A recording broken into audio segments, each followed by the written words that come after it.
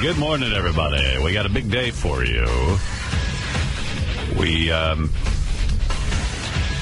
two great guests. Larry King is stopping by, and Jerry Seinfeld. What? Yep. And yesterday, I spent a lot of time listening to Jerry Seinfeld routines, going all the way back to Merv Griffin and the Tonight Show. Merv Griffin, wow. Yeah, he used to do Merv. I wonder what he liked. I got to ask him. I wonder what he liked doing better. I bet you he liked Merv better than Johnny. Johnny was more important, but I bet you he enjoyed doing the Merv Griffin show more.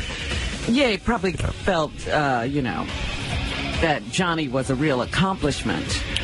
I don't know who he enjoyed better. Jerry Seinfeld did a routine about...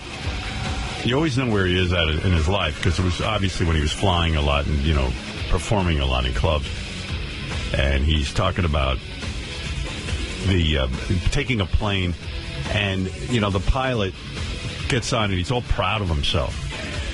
And he goes, we'll be cruising at 20,000 feet. We'll take a left to Texas, and we're going to be going. And he says, why is he telling me all this? I just want to know where I bought a ticket to and that he got me there. He goes, and he's so proud, and he's announcing this. He goes, you know what I'm doing? I'm going to knock on the cockpit, and I'm going to tell him my plan. I'm going to eat, first I'm going to get a bag of peanuts.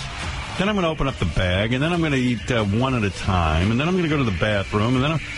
And it was so profound. And I remember hearing these thoughts from other people. Like, some of his thoughts become what other people sort of always think. You know what I mean? It's like... Or it's what people are thinking, but nobody has the ability to put it into words, yeah. But he's also, but also a lot of people start to sort of quote it like it's their own original thought. Like, I've heard that before, but it was Jerry who started it. So anyway... You don't know that he was the first one who ever said it. Yeah, no, of course he was. Meanwhile, I woke up this morning, everyone on Twitter was abuzz with my ass crack on AGT last night, which was the... What happened? I've seen only half of the show. I got up at one point, and I guess I bent over to talk to Howie and Mel. But, now that there's 4 judges, I can't hear a fucking thing they're saying at the end of the table. They can't hear me. And then I end up only talking to Heidi, and we all end up talking over each other. So I started getting up and talking. So I bent over, and I had big plumber's crack. Like, my pants are always falling down. I wear these tight pants, but around the waist, they always drop. So I figured my jacket was covering my ass crack, so I wasn't paying much attention. So you weren't worried. But it was really funny. And then, of course, our listeners blew it up and took pictures of my ass crack, which is nothing new. If you've seen Fart Man, I showed a lot more ass on that. But a lot of people actually complimented me. Said we thought there'd be a lot of hair in your asshole. And but it was kind of funny. Why are they thinking about what your asshole is like? People love my asshole. Yeah. Was it like the supermoon? Or it was like no, it wasn't as good as that. Well, at least there were no dingleberries in that asshole. And yeah, it was nice and tidy. At first I was like, wow, don't they study those tapes when they edit them? But I realized they throw the show together pretty quickly. And yeah, how could they catch every ass crack? Yeah. Wish it was like Heidi or Mel B's ass crack. But unfortunately, they're wearing dresses. That would be more than crack. But it's pretty funny. I don't know at what point it does, but if you freeze frame, you can kind of tell because you see my microphone pack and everything on my back. And then you'll see like there's a bit of white. And if you freeze it and blow it up, and don't ask me how people are doing all this, but they're doing it. But yeah, people are watching shows in very strange ways. I'm hoping I get on Mr. Skin with my asshole. Or does he only do women? He basically does women, yeah. Hey, Jesse, what act do they show my ass crack on AGT so people can see it? Yeah, it was during the gum, that guy with the gum. The gum sculptor. Oh, the gum sculptor? Yeah, I got up and did my own sculpture. And, and then I bent over to say something. My whole asshole sticking out. I missed it because I saw that part. Oh, I said, hey, Beth, I told her this morning, I said, honey, my ass crack is on TV. She goes, those pants, whenever we're with people, I always have to tell you to pick them up because your whole asshole's hanging out. I go, yeah, I know, but I'm too lazy to, tighten my belt or something, Can't you fix that? Right. How about an undershirt to Nah, I'm not going to wear it. Who cares? It's my ass crack. I mean, I'm the guy who's shown every bit of my ass on TV. Isn't it sexy? It kind of is, actually. I'm sort of proud of it. I think it looks a lot better than my face. What can I tell you? Anyway. Those acts were great last night, too. That little girl with the heavy metal voice. Yeah, it was weird. I hit my ex, and she was blowing out her voice so loud. And I said, she didn't seem to be efforting at all. Oh, my God, she does, though. I mean, it is... No, I mean, the sound is there, but when she's singing it, she looks perfectly relaxed. I don't know, Robin. It was freaking me out, but I put it through. I liked it. It reminded me... In fact, I did a whole long explanation of caninus. Yeah. They didn't show it. That's what she reminded me of. Yeah, that's the speed metal band that has a dog as a front man, and they're like, rah, rah, rah, rah, rah, rah, rah. I've played Caninus on the air many times, and I thought it was incredibly original to have a little kid do it. My only concern is that now the surprise is gone, and how many times can you do that? Yeah, I mean, do they have anything else? Well, you know what? I could see them having a big career. That little girl going to some of these speed metal shows and opening up the act, opening up the show. I mean, they love that shit. There is an audience for it. Well, and it sounded like she does her own original songs, too. She does. She writes all those. It was funny. Cute little girl, too, right? Mm-hmm. Yeah. And the boy. He was cute, too. Good drummer. What'd you think of that band? They were great. That was one of the last acts I saw before I had to get ready. And I thought it was music that was just being piped in because I was running around. And I said, wait a minute, is that the act? And I ran out, and it was them singing. You're talking about the brother and sister. Yeah, that song was really good. How's that girl 13? She looks like she's 20. I didn't know she was 13. Yeah, I mean, I was like, you're 13? And because when she walked out, I was like, whoa, and then all of a sudden she goes, well, started to get all... Well, I was just like, wow, she's really attractive. And then she goes, well, I'm 13. And I'm like, fuck. You had to pull it back, right? I was like, oh, whoops. So, but what proved my point, because Howie's always harping on, if you play original music, you're taking a huge risk. You got to play cover songs. And I'm like, no, you don't. I have more respect for anybody who plays original music, especially if it's good. The public will go nuts for that. And that shows you're even more talented. Yeah, and they proved it because they came out and they had a good song, a catchy song. Right. And it sounded like something you'd heard a million times. Yeah. I thought it was a song you guys were just playing over other shenanigans. And when I walked out, I was like, oh, my God, that's them. Yeah. Anyway, so I think my ass crack was the star of the show last night, though. For me. Hey, Howard, there it is, Robin. There's my ass crack. Let me see. I missed that. Oh, see what happened? Your vent was open. Yeah, my vent opened up on my jacket. Look at that. Revealing crack. Hey. If I had known that was happening, I would have just pulled it down more. And my whole asshole out on TV. Anyway. Hey, Howard. There it is. That's not a bad crack. All right. I would have drawn a face on it had I known they were going to show it. Yeah, put a message there. Help me. Yeah. All right, Jesse, I got to go. Just one more question real quick. You notice how are you on a speakerphone, Jesse? It's a new Bluetooth. Yeah, it's horrible. It's excruciatingly painful. All right. I spent $150 for him. Yeah, it's all. Your friends ought to tell you it's annoying. All right. Do you have a regular phone? Can you just switch? Because, I'll talk to you, but good Lord, it's like struggling to hear you. And I know on the radio it sounds like shit, and people are turning up the volume on their radio right now. I can see it all happening in front of me, and it's disturbing. No, I don't. All right, Jesse, thank you. Yeah. Please, no Bluetooth when you call in. It's kind of like, Howard, just one more question. I'm struggling to hear it. It's echoing. It's a...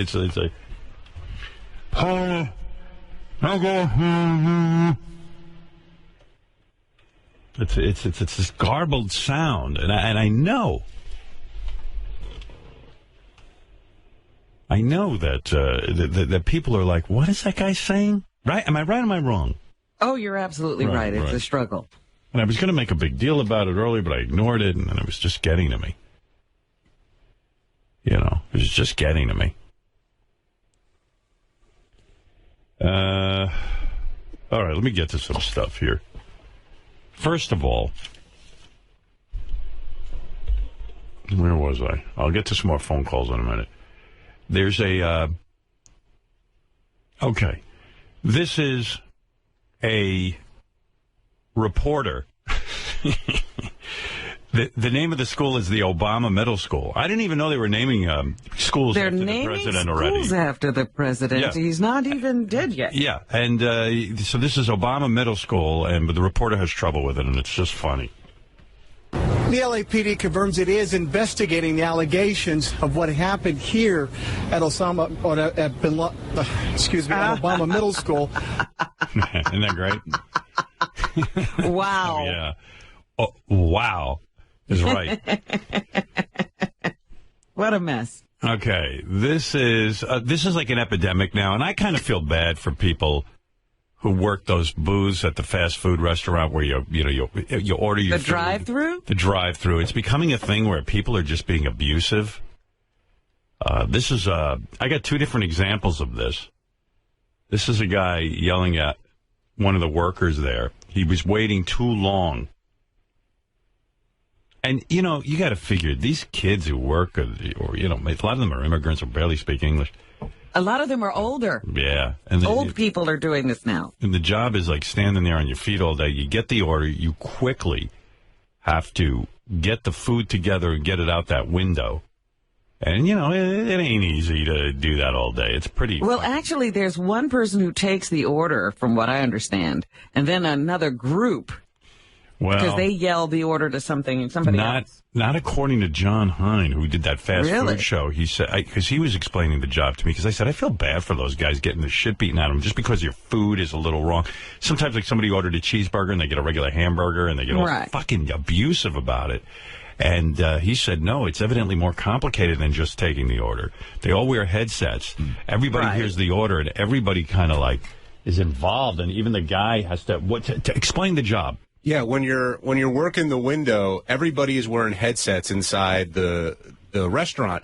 So when the order happens, somebody starts making the sandwich, somebody gets the fries, somebody gets the soda, somebody takes the money, and then the next person comes around. Right. So it's constantly happening. And if you make one little mistake, it screws up everything online. But you don't, when you're sitting in your car waiting, you don't see that. You pull up to the window, you give them your money, you expect your order to be right. So I understand the frustration of the consumer, but it's tough, man. It really is a hard job to do, and it's never ending. It's just a constant flow. Yeah, and the thing of it is, we are so spoiled in this country with things happening rapidly.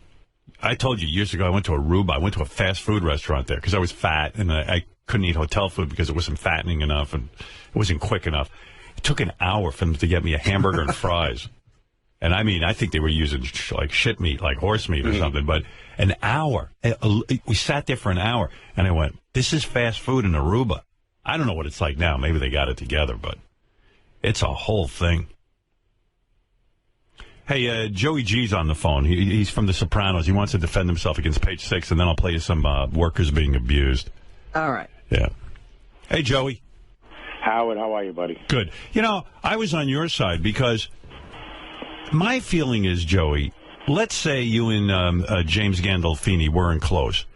You came on our show anyway, on our channels, and you said, look, I wasn't real close with the guy, but he was a wonderful guy to work with, and he taught me, you know, a lot. Whatever you said some really nice things about the guy. Well, thank you, Howard. You know, first of all, the last thing I wanted in the world for me to be a story at that time like this. Second of all, because I bashed the Post for coming out with those stories about what Jimmy was eating and, you know, gorging himself in his past things that happened in his life. Now is obviously not the time to bring that up. You know, the guy's an icon. He's helped the disabled veterans, did a special on HBO. 9/11, he was downtown when that happened. It's not cast members. It's one guy that did this because I bashed him for giving them an interview and not defending Jim and saying, how could they write that? If I'd have known that they were going to do this story, I never would have given them an article. Now, just to refute some of the things that the Post said, I never, ever, ever had a PR person, not for a day, an hour, a second. I didn't need one. I did my own PR. Second thing is that... Well, by the way, just so people know, you were being accused of... in real life, you never got along. James Gandolfini, this was according to them, that he didn't really like you. You guys didn't get along that well. He resented some of the things you were doing during The Sopranos. And therefore, it seemed opportunistic, according to the Post, that you were going around giving interviews when you guys didn't have a great relationship. Okay. And I said, like you said, I said we were never close. But he did touch me in ways that, he came to my restaurant when he was sick as a dog because the other guys were coming and to meet people, and he stayed for hours. And I never asked him because, he was working hard. And he said, I heard everybody's coming. I'd like to come. And, it was a rainy, cold night, and he was sniffling. Came to my wedding and spoke in front of people, which is probably not easy for him to do. And, he did, he was good to you. He was great to me, and I would never, ever, ever, when I went to, listen, Joey, was there a rift, though, between you and James? Like, you're citing some really wonderful, loving things that he did for you. Why, then, are they saying that some of the cast are saying that you guys didn't get along? Jim, I never did we ever have words. I went to speak to him in his trailer because when I heard that there was a problem, and I thought it was from an Emmy situation, that I was sort of misled on the red carpet about a question. What was that question? What happened? You were on the red carpet and someone asked you something. Yeah. Someone said to me, do people in the show use the F word? And I'm saying, yeah, of course we do. We're a mob show. Right. Yeah. And they said, Jimmy too? And I said, of course, Jimmy. And what they were referring to was the actor who would call another actor the other F word on Grey's Anatomy. Remember that? What was the other F word? I'm lost. Faggot, I think. Oh, faggot. Right, oh, I see. Faggot, so you got kind of sandbagged. Yeah, it didn't occur to me that they were referring to that. And I said, well, that's kind of a weird question, the F word. But so, and the next day in the USA, the article comes out, and I was mortified. I was freaking out. I was saying, what am I going to do? What should I should have just knocked on his door, that morning and said, Jim, this is not what it meant. But I didn't, and I let it go. And I thought that was bothering him. And I went to his trailer, and I said, Jimmy, this is exactly what happened, and he understood. He never mentioned anything about doing interviews. So that was the big rift? Oh, well, that's what I thought it was. But, Howard, I never did interviews until I was off the show, until they killed me. Listen, everybody wanted to talk to me. I had a big season. Right. I was the big kill for the end. I wasn't doing... But why would it be held against you for going out and doing interviews? I mean, it was your season. You were this character that got killed off, and you were featured. I mean, of course you would be interviewed. Listen, the guy who did it, it's the same guy that did this with the Post. He fed him the story, and he resented it. He's the type of guy who has a big bowl of ice cream in front of him, and he'll look at yours. That's the type of guy he is. And everyone knows it. He's got a problem with me. He's got a problem with a lot of cast members that were doing interviews to Jimmy. He feels like he's the only one that can do it. And don't get me wrong, he was close to him, and it was. Joey, will you be at the funeral? Will you go to the service, or do you feel? You will. Yeah, no, of course. Listen, do I want to be looked upon? That story has been picked up by everybody across the nation, right. And it makes me look like a douchebag. And the last thing I wanted to be was look like a douchebag. I just wanted to say that I didn't even look for these interviews. The first night, CNN, I gave CNN a quote. I shut my phone off. I went to bed. It was a fucking horrible night. But the next day I said, you know what, I did have in contact with him. We weren't the closest friends. I did see him. They said I hadn't talked in 7 years. I saw him at a couple of functions where I talked to him, and he was very cordial to me. And why wouldn't I, pay a tribute to the guy? I did know him. And like I said, with every interview, we weren't the closest of friends. But because the Post was, I went after the Post, and I went after this guy for giving them an interview. In other words, your initial thought was, it was kind of cruel to list all of the food he was eating and the drinks he was having in front of his son. While interesting, certainly, but you're saying it wasn't respectful, and you were critical of it. And then you're saying they printed this stuff to get back at you? Well, not only me. I mean, they both did. This guy, for the cast member that I was saying that, how could you give him an interview after what they said about Jimmy? And then you had an opportunity. He was doing a big radio interview. And I said, the guy left the door open saying, you know, the cast member said, you know, these things that are being printed to him. Well, you should have just said, who's printing them? And, you know, you should have said, I gave you guys an interview, and then you come out with this story. I would have never done it had I known you were going to do that. And he let him off the hook. And, you know, I've had a problem thinking this guy was a friend. Yeah, you know, this guy was a friend. And all of a sudden he turned on me. And quite frankly, maybe it was because, you know, the attention, the work that I was getting in season 6. He's an angry guy, and people know it on the cast, and he has something to say about everybody. And all right, so the point is you feel bad. You feel you're somewhat set up in this. And that also that you, while you weren't the closest friend of James Gandolfini, as we all know, people work together all the time. They're not all close friends, but you were on good terms with him. You saw him at a couple of functions, and that you totally had the guy's back, and you weren't. This story is somewhat overblown. 100%. And, you know, like I said, you know, someone should have said, you know, fucking disrespectful, beyond bad taste, but, you know, to print these stories, to insinuate that the guy was eating out of control. You know, I'm sure he ordered for the table. I've heard it from enough people that say, you know, he would get this and that, just put it on the table, whoever wants it. You know, in Italy, they serve like Americans, huge orders of fried shrimp, prawns, mayonnaise. I mean, foie gras, you know, that served, you know, an ounce and a half. It's very rich. You don't gorge out on that.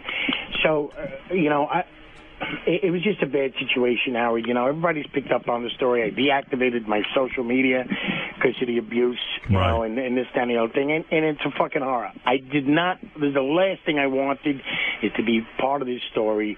All right, just, Joe. You know, I hear you. Yeah, I know. And it's somehow you want to get the word out that you don't have those feelings, that you are upset and sad, and you didn't opportunistically rush to do every single interview. And I did not. And the bottom line is, I mean, he left two kids, a little daughter, 8-month-old, who's never going to know him, and a wife that is newly married, and that's the real story. And I appreciate you letting me come on, Howard. No, I'm glad you did. I appreciate you doing that. All right, Joey. Okay, buddy. All right, good to talk to you. Joey G. Bye-bye. I know that feeling when you feel like you're being painted as a douchebag. You know, I've always had that opportunity to have my own radio show, and I could straighten anything out with my audience. I don't know, you know, what the real relationship between James Gandolfini and Joey G are, but that sounds like a reasonable explanation to me. What do you think? It actually is a trivial story when you get right down to it. James Gandolfini is dead. Right. 2 children have lost their father. Right, and that's what Joey's saying. Yeah. And Joey seems to he's get that. Absolutely right about that this silliness around it is ridiculous. Who should and shouldn't be giving interviews. Right. He had something nice to say about James Gandolfini. He said it, and that's it.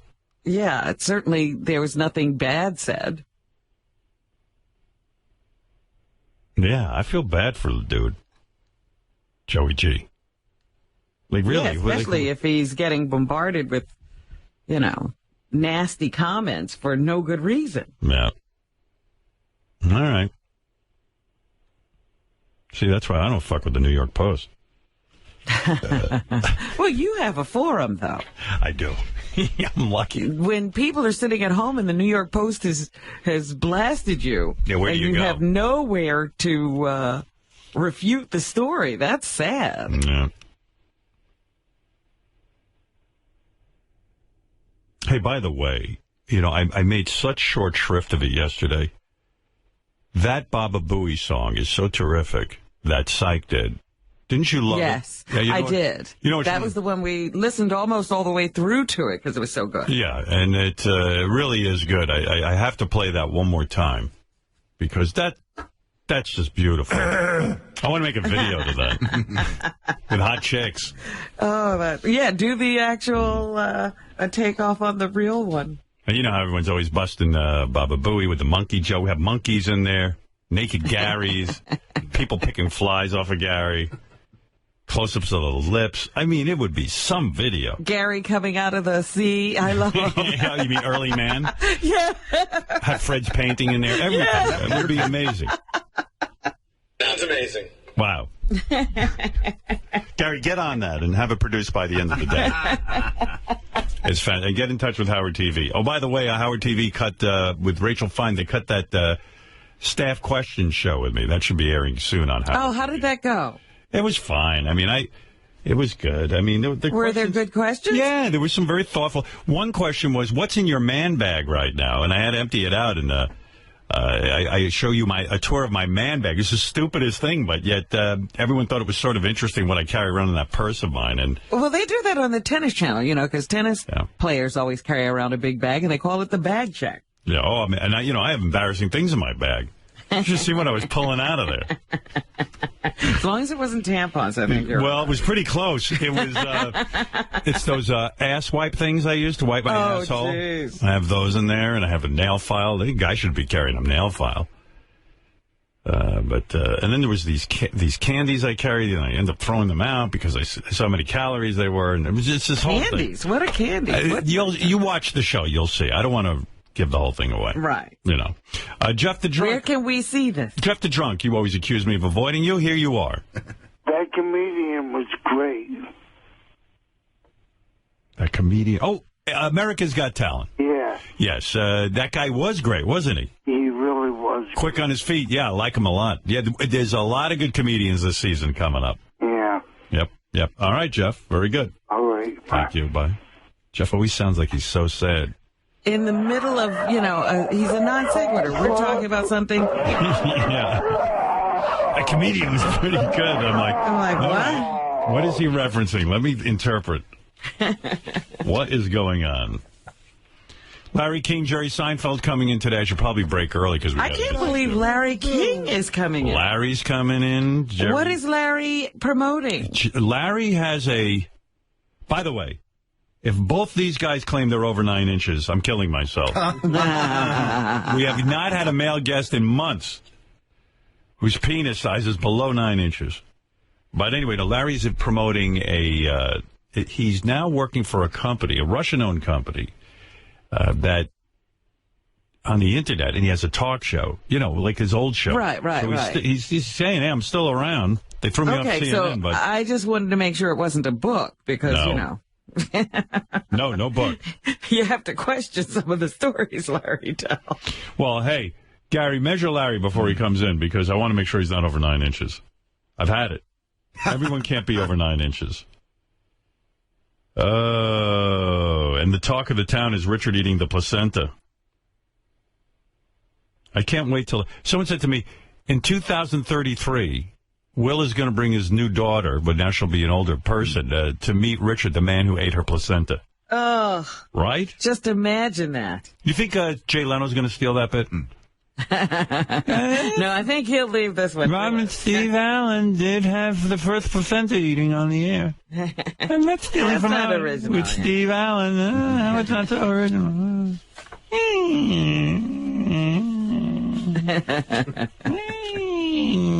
Like a squeaky door.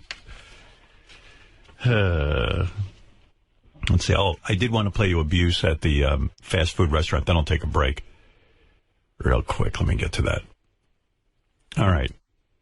Here's some guy just yelling his brains out because I don't even know what happened. He was at the Wendy's drive-thru, and they made his order wrong. It was like a little issue over a hamburger. He went berserk. I need my money back, and I want it fast. The double hamburger. Is there cheese in hamburger? There's no cheese in hamburger. When you have a cheeseburger, you have a cheeseburger. If you have hamburger, you have hamburger. I want my money back. I want my money back now, and I want it fast. There's not even bacon on this, and not onion on this, and not anything that I asked for. This is such incompetence. I cannot believe it. It happens every time I come here. I'm losing my shit because this happened the past 3 times I've come. Please be competent once in your life. Once. You know when a baby is hungry for his mother's tit, and they're like, that's what this sounds like to me. A grown man who's just who wakes up in the morning and expects that everything's going to go perfectly in his life. Well, I'm sure he's completely competent. You know, I see this all the time. Yeah. People take the opportunity in fast food restaurants and other types of restaurants to be kings and queens. And it's a fast... And it's a fast... Hey, by the way, my computer just completely blinked and reset everything. Just to let the guys back there know. Whoever works. And they know how these jobs are done. They're simple, and you should be able to do it well. Well, I mean, it's like insane. The guy he's yelling at probably makes $5 an hour. And yeah, guess what? When you go to a fast food restaurant, there probably will be some incompetence. You can expect it. I say, you know, the least they can do is bring you that awful food. Yeah. It's like, sir, I'm 14 years old, I'm retarded, and I make $3.85 an hour. I'm doing my best. That's what I tell the guy. Just calm the fuck down. And you know what? Just take the cheese off the burger and eat it, you fat slob. Well, he doesn't have his bacon either, Howard. Like, look at what he's screaming over. I don't want the cheese, I want the bacon. Trying to save your life. Here's a woman yelling at one of the workers at Checkers. Checkers is another fast food. Yeah, I don't even know that one. I know it's in Jersey. I don't care. I want my money back for my burger. We gave you the fucking food back, bitch. Blow your shit out. Oh, this is the worker yelling. This is the yelling back. This is the yell wait back. a minute. Oh. This somebody works? Yeah. This is a Checkers worker. Yeah. Oh, geez. No. What do I got wrong? No, it's not a worker. It's a woman at a she is? Checkers. She's yelling at Checkers. And then later on, there's a guy that's like helps her out. Like, yeah, you tell her. Right. That's what I could do. Blow your shit out. I want my motherfucking money. Fucking attitude. Sitting out here waiting for 30 fucking minutes for the motherfucking burger I ordered. Get my money. I really don't give a fuck. Get my money. Get that manager. Get that bitch over here right now. Ain't nobody finna sit out here, wait for your busty ass all night. Tell that bitch give your money. We got this motherfucking ass to fry. Ass slow boy back there. Slow boy. But you gonna give us some fucking fries? You gonna tell us to pull over and nobody ever came out? That's unprofessional as fuck. Now that's, they wrote as hell for that one. That's what my childhood sounded like. I used to hear that. Like, I'd be in school, and some woman who sounded, a student sounded just like that, would start in on me. And then there'd be some fucking clown standing there. Yeah, tell that white motherfucker. But again, this woman knows exactly what professionalism is. Yeah. By the way, that guy doesn't even agree with her. He just likes the show. He just likes the show, yeah. He's egging her on. Yeah. Did you see the clip that was put up on our site last night of the woman on the plane?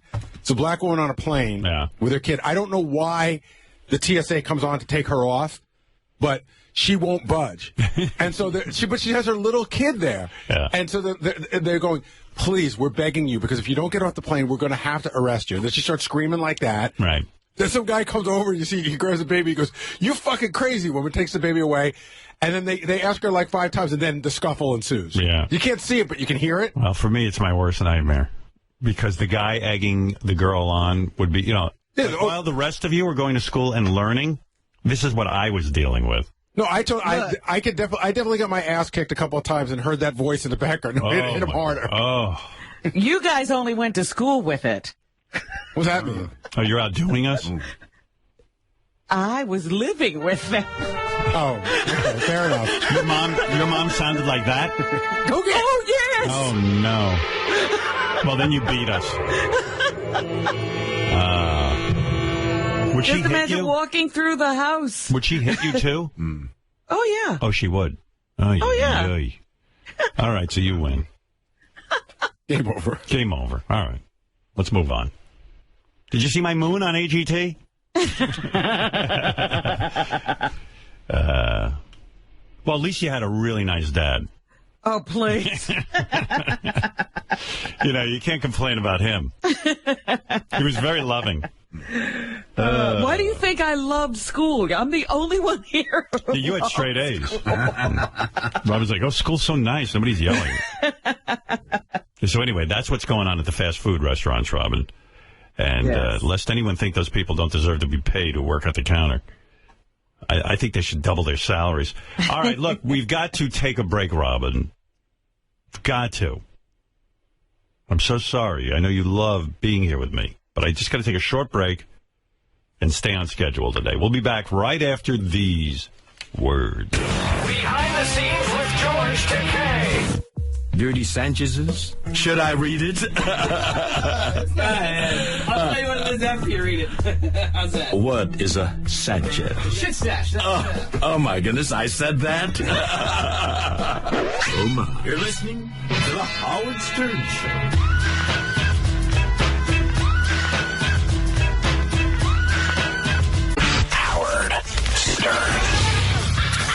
Hit him up by phone on the Howard Stern Show. 88.9 asshole. Welcome to a new age in radio. Life as we know it will come to an end in 90 days. Whoa, man. What is fucking going on? Critics are calling World War Z seriously awesome. Whoa! Holy shit, the fucking lights off. What's going on, man? It's riveting, intense, smart. See, Bobo's not so stupid. World War Z will rock your world. Holy shit! The United States is under attack. Rolling Stone says it's everything you want in a summer blockbuster. Oh, no. Holy shit, everything's coming down. World War Z, rated PG-13. We're fucking trapped like rats. May be inappropriate for children under 13. Not playing. Let's go to the calls. Good morning. You're on the Swap Shop. Good morning, Ron. How are you today? I'm a little 5 seconds behind everything, it seems. I'm 10 seconds behind. I got your beat there. All right. So who's this? This is Gary. I have a trumpet I'd like to sell. Trumpet? Okay, Gary. Yep, and hold on a second. Trumpet? Westinghouse trumpet. Oh, Westinghouse brand. Okay. That's correct. I didn't know they made trumpets. Westinghouse brand. Okay. It's a unique item. My son actually plays it himself. All right. Well, how much? Jerry, just play the trumpet one time for Ron. All right. Okay, Gary, I'm about ready to turn this off, all right? I don't know how that call got through, but it got through. But anyway, sorry about that, folks. When it starts to become obscene, then that's the time we cut it off, all right? Let's go back to the phones. Good morning. You're on the Swap Shop. Sorry to keep you waiting.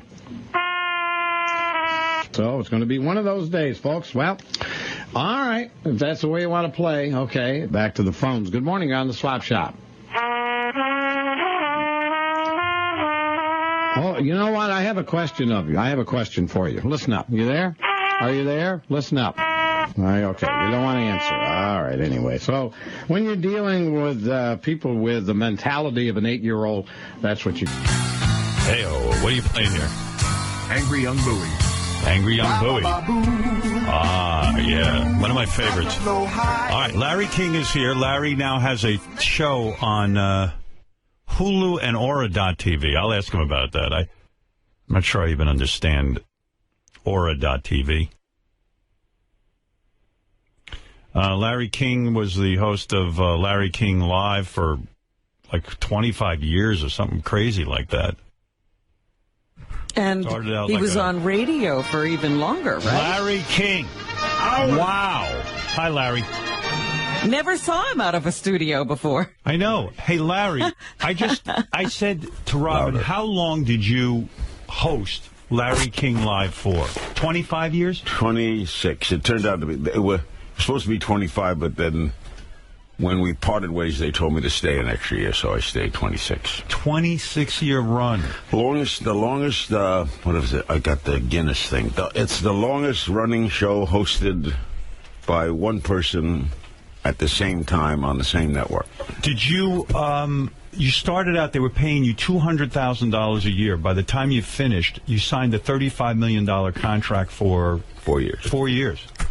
Did you ever think that it was going to, like, work into that? Because when CNN started, and you first started there, there wasn't that much happening. The story is, I started on their 5th anniversary. They went on June 1st, 1980, and I joined them June 1st, 1985. And I was doing my radio gig, like you were in Washington. Yeah. And I had a real nice gig. I was doing my all-night radio show. It was all over the country. I had the first national network radio show, and I was very happy. I had a local television show on Channel 7. Did you do both at first? Did you? I always did both. You always did both? Yeah, always did both. And then Ted Turner calls me up. Dan, I love working there. Nobody liked Ted. And he calls me up like on a Tuesday, and he says, Sandy Freeman's doing a show here from 9 to 10 at night. Her husband's breaking my back. He wants a raise, and he's our manager. And I'm going to ship it to him. You want to do the show? You want to take over 9 o'clock? He called you himself. Yeah, and you want to do the show next Monday? He had done my show a few times, so he knew my work. So I said, well, I don't know. I go to ball games. I got a local television show. I'm not married. It was Oddity Week. Right. you were between marriages. I'm not married. Right. I want to have a life. And CNN wasn't in Washington. You couldn't see him in Washington. Right. So I said, I don't know. So I said, all right, my agent, Bob Wolf, the late Bob Wolf, great guy. You had that agent for how long? Till he passed away. He passed away in 1993, I think. When your agent dies and you've had that guy, the same guy, the whole career, do you trust anybody to be your agent after something like that? You have to trust. Right. And I had some recommendations, but I had some nice people replace him. I stayed with his agency for a while. He had a big agency. And then I moved on to ICM. But anyway, so Bob comes back to me and says, listen, you're making $200,000 on the radio. Right. You're making, I think, $85,000 doing one television show a week. That's $285,000. You're single. Go have a good time. Do you want to do this? They're offering you $200,000, so you're going to double your pay. Right. But you'll miss your hockey games, your baseball games, because you got to be there at 9 o'clock. So he said, I worked a deal with Turner. They'll give you a 3-year deal, but the option is yours. At the end of the first year, you can get out. Wow. If you're unhappy. So give it a year. Right. Well, I tell you something, Howard, God's honest truth. I went on the first night. Mario Cuomo was the guest. I knew in 5 minutes. You loved it. I loved this shit. It was just there for me. And then you gave up the radio show. I gave up eventually. I did. Right. I gave up the local TV show. And what was your life like doing? What were your hours when you did overnights? Was it midnight? Midnight to 5:30. Was that did that wreak havoc on your life? Well, I was single. No, it didn't. I'll tell you why. The show was so fun to do.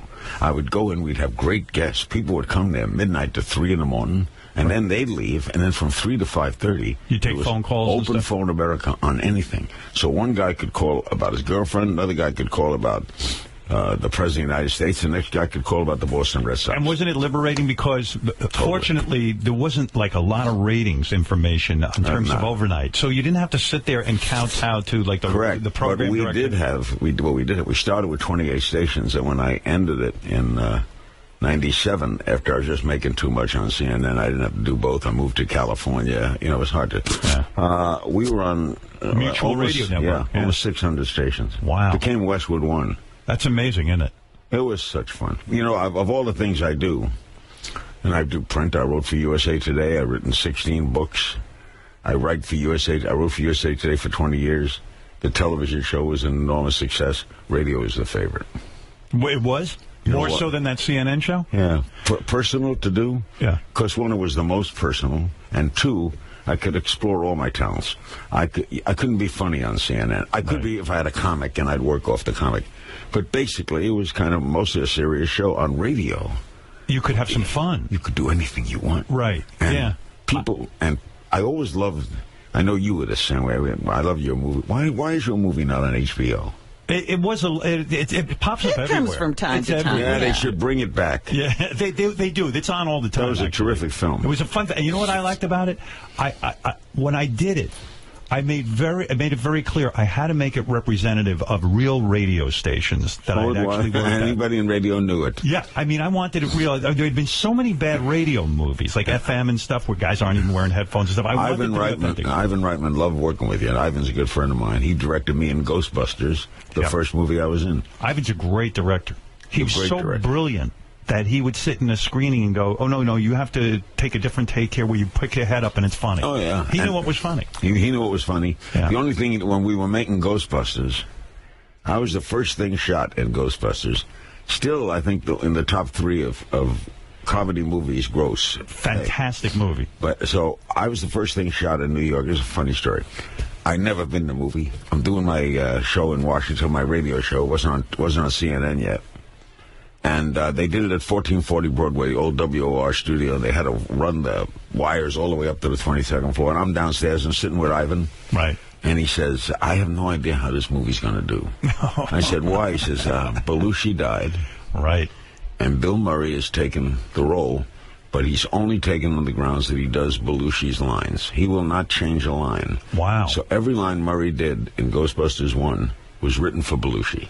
Wow. That was his tribute to Belushi. Right. So then he says to me, another thing I don't know, I've never done a gimmick movie, and there's ghosts in this movie running around, but I don't know what they look like. And I won't see that until the end. So he says, so, I'm going to have them shooting at the wall, and they don't know what they're shooting at. Yeah, and they didn't do a lot of that back then. This was fairly innovative. And so when it came out, the first time he saw ghosts was when the full print was done. Wow. That was really interesting. And why do you think it's not better known, that story, that Bill Murray wouldn't change any of Belushi's lines? That seems pretty legendary. Well, though. No, it wasn't at all. So anyway, another funny part of it is I get to New York, and they said a limo will pick you up, and I have a big stretch limo, and I'm in the back of the limo, and the guy driving the limo is not wearing a black uniform with a black hat, but he's wearing like a pea coat and jeans, and he weighs like 240 pounds, and he looks back, and I had to say to him, I say, I haven't ridden in many limos, but you don't look like a limo driver. He said, well, I'm not, I'm with the Teamsters. Yeah. I said, and we got the contract for all mobile things, connected with this here film. Right. So he says, so we do that. We drive in the people who are in the movie, and when you see the movie, there'll be a Ghostbuster truck. We drive the truck. We have the contract for every movie in New York. So I said to him, well, supposing I was producing a movie here, and I didn't use the Teamsters. And he turned around and goes, you'd be with Jimmy Hoffa. Good luck. Yeah, we'll find out where you're buried in a few years. Speaking of movies, and this is totally off topic, do I have it right that you appeared or shot a movie with Paris Jackson recently? No. They proposed a movie. Right. A very good series of books, children's books. It's about mermaids and people. It's a very good idea. Distributed in schools, has a good message. The writer who wrote it is a wonderful guy. And he sold this package deal that would star Paris Jackson as the star. Right. My wife was going to be the mermaid, and she can really sing. Sean. Yeah, She's very good talent. Yeah. And I would be like the narrator, sort of. But it's never. All different deals have come forward. Now, Paris, at the time this was signed, Paris Jackson is 12, right, and looks 12. Yeah, right. Now she's 18, and she looks like she's on Hustler. So you're right. So deal over. Well, I guess they keep floating it around. I'll tell you, the movie business is the world's strangest business. Right. They get letters. The money will be in Thursday at 2. Right. The money can't come in due to the Patriot Act. Right. Why? It's coming from China, and they have to look at it. That's true. The money will be in midnight at the bank in Utah. It's still strange. Even the big studios get weird financing from all different types of people. Who puts up Ted Turner? You want to hear a great Ted Turner story? Yeah. You love stories, right? Yes. Okay. Ted buys MGM from Kirk Kerkorian for whatever he paid for it. And he always wanted to own a movie studio. He's a kid, loved movies, loved Gone with the Wind. So he bought MGM. And he owns it for a month. And he realizes that they put all this budget into a movie. And at noon on Friday, you know if you're going to make money. Yeah. And it's the worst gambling odds on the planet. You're better off in a casino. So he says, this is a crazy business. I spend $40 million, and on Friday at noon, they tell me how I'm going to do to the penny. They don't. Right? So he said, I couldn't stand the business. So I go back to Kirk Kerkorian, and I said to him, can I sell the business back to you? I'm going to take it at a loss. Kirk made money. Right. Okay, so he buys it back at a loss. As Ted is walking out the door, now Kirk is a great guy, Kirk Kerkorian. He owns hotels, he owns Vegas. Very successful guy. Very, and a great guy. He turns around, Ted, and he says, oh, by the way, Kirk, could I keep the movies, the old movies? And Kirk Carter says, sure, what am I going to do with old movies? Right. That's Turner Classic Movies. That's Turner Classics, yeah. He got that for nothing. Did you think Ted was a kook when he called you to offer you the job initially? No. Now we know he was a genius and all that stuff. He's a how would I describe Ted? He's a manic depressive. Right. Takes lithium. Right. He's the most, I can't emphasize enough, most loyal person ever lived. if you work for Ted Turner, he stands by you. Right. So in other words, let's say you work Howard Stern with all the crazy things you do. Yeah. If he hired you and he knew what you were, he'd back you up. He wouldn't let a call go into the studio to you. That's unbelievable. I mean, that's Ted. Stand by him, he stands by you. So, do you feel betrayed by CNN? I mean, and also, how do you feel about they give the show to Piers Morgan? You know. Well, I'll tell you about the ending. Yeah. I had done 25 years, and I did that extra year for him. And I'd always had 4-year contracts. Right. I was the highest paid guy in cable. I had a real good deal. Right. And they came to me 3.5 years ago and said, you know, we're changing, you know, we're changing direction, or we're going a new way, or something, whatever they say. Right. So we're going to give you a 1-year contract. So I felt that was a smack in the head. Yeah, you know, you're getting 3 or 4 years, now they're going to give you a 1. But I was 73 years old, and 74, so I said, okay, I'll take the 1, and I worked the 1 more year and left. And are you glad you did the 1 year, or should you have left? No, I'm glad I did, because I love working. I love working there. I had a great deal. And then they gave me an extra 3-year contract, which just ends now. They gave me a nice piece of change to not be around. Right. Colin Powell told me a nice thing. I was driving to Atlantic City, and I was driving, not to Atlantic City, driving to Vegas. And my wife was going to meet me there. She was coming down from a home in Utah. And Colin called, because I had announced it on the air the night before. And he says, you know something? This might apply to anybody. When the train gets to the last stop, get off. Yeah, but here's my point. So they bring in Piers Morgan, which you were critical of, because you even said, I prefer if someone like Ryan Seacrest, you're my recommendation was Ryan Seacrest, only because this. I think... Did Ryan Seacrest want the job? I think he would have taken it. Right. Yeah, because that time Ryan was just beginning to burst, you know, producer and all. Right. But Ryan loves working. I think he would have taken it, yes. Yeah. And I thought, and nothing against I didn't know Piers Morgan.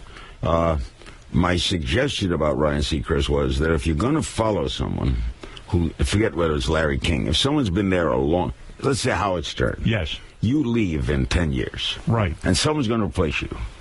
The best person to replace you would be someone well-known. Right. So that the person who sits in the chair is known to the public. Doesn't have to be the same style as you. Right. But it's a person... have a certain respect. A certain ambiance. So right. Let's say, okay, Howard Stern is leaving. We're doing a new kind of concept show. He'll be on the same hours. The replacement is Bob Costas. Costas is funny. You'll get a lot more sports. Well, now no one would say Costas is bad. Right. Look, you're not going to slam him. Right. So you think getting Piers Morgan, I mean, he was known from America's Got Talent. But whoever steps in to someone who's been there, Sinatra told me this long ago, when you've been around for a long time, right, there's a lot to be said for longevity. Yeah. Never knock longevity. Somebody likes you. And when you leave, the toughest spot is the next guy. Yes. The guy who's in the best spot is the guy who replaces the next guy. That's the truth. And do you think Piers should have embraced you or come and met with you? And he made a statement that's like following Sinatra. Right. The only I didn't even have a robot. I don't dislike Piers. I've been on his show a couple of times. He's a nice guy. I don't do the show the way he does. Do you check the ratings? Because the truth be told, your ratings were way higher than Piers. I don't check them. I'm told that. Right. Do you have satisfaction in that? There's yes and no, because I like CNN a lot, and I like the people who run it. But you don't lay down at night and go, ha, ha, ha, they got rid of me. My wife does. Right, but you don't have those feelings? I try, You got to admit, you got to feel good when you leave. And the people who replace you can't do as well as you. You don't put it this way. You don't feel terrible. Right. Okay. But I think Piers, and I told him this. I know Piers, and I respect him and like him. But I said, you're miscalculating how difficult that time slot is.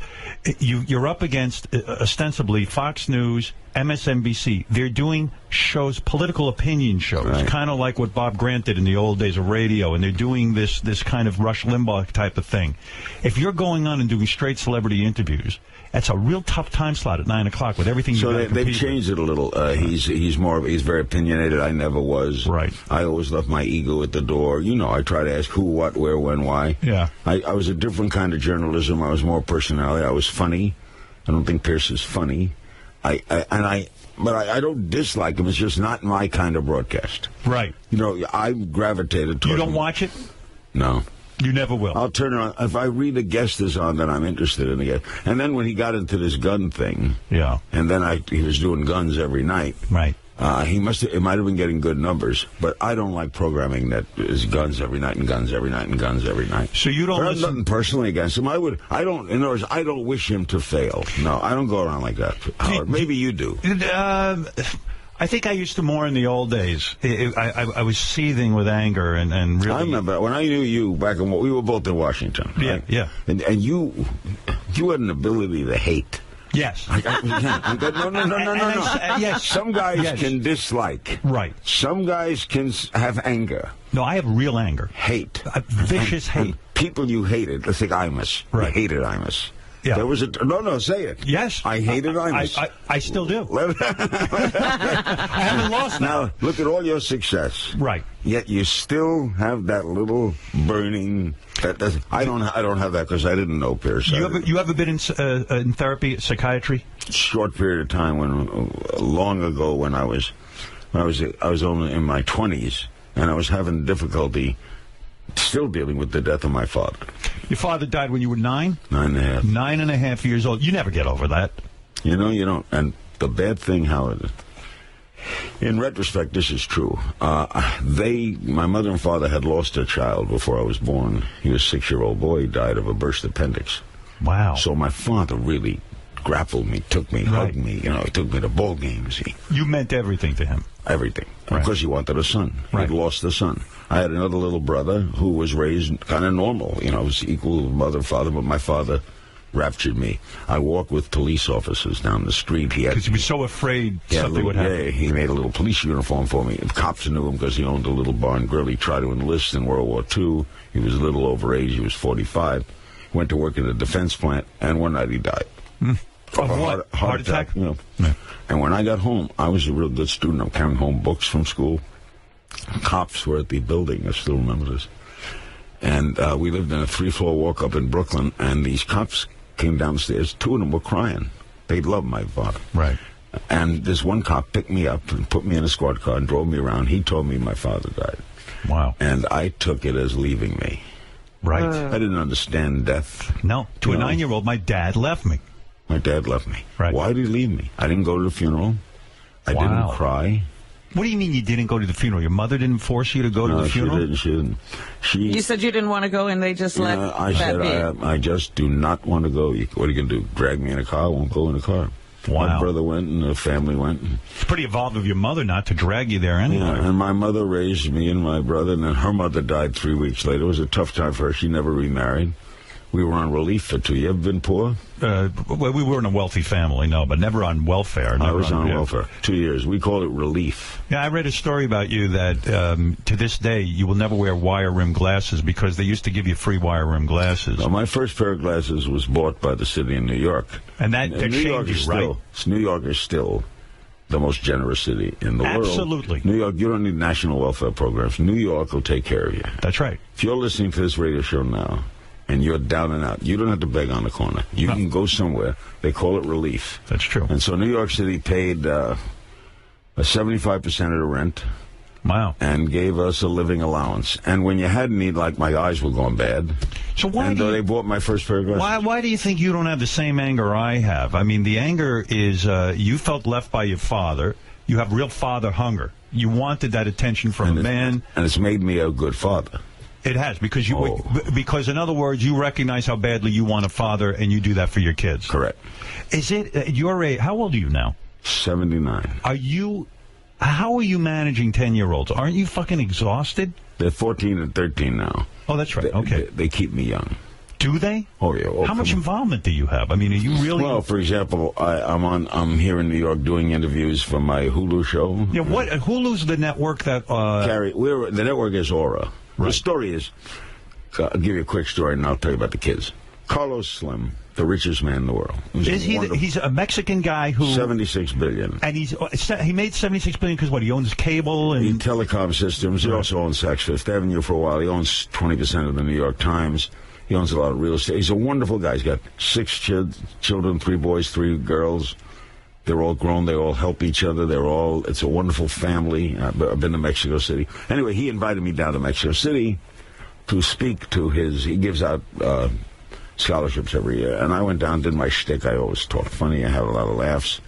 And then he drove me around in his car, and then he came to the United States. He went on my CNN show. We had dinner at the house. We had a great dinner. Right. I did it with Barry Bonds, Ernie Banks, the mayor, Sidney Poitier. You love that. Yeah. Oh, Ryan Seacrest had signed a $20 million deal that morning, and he had a funny line.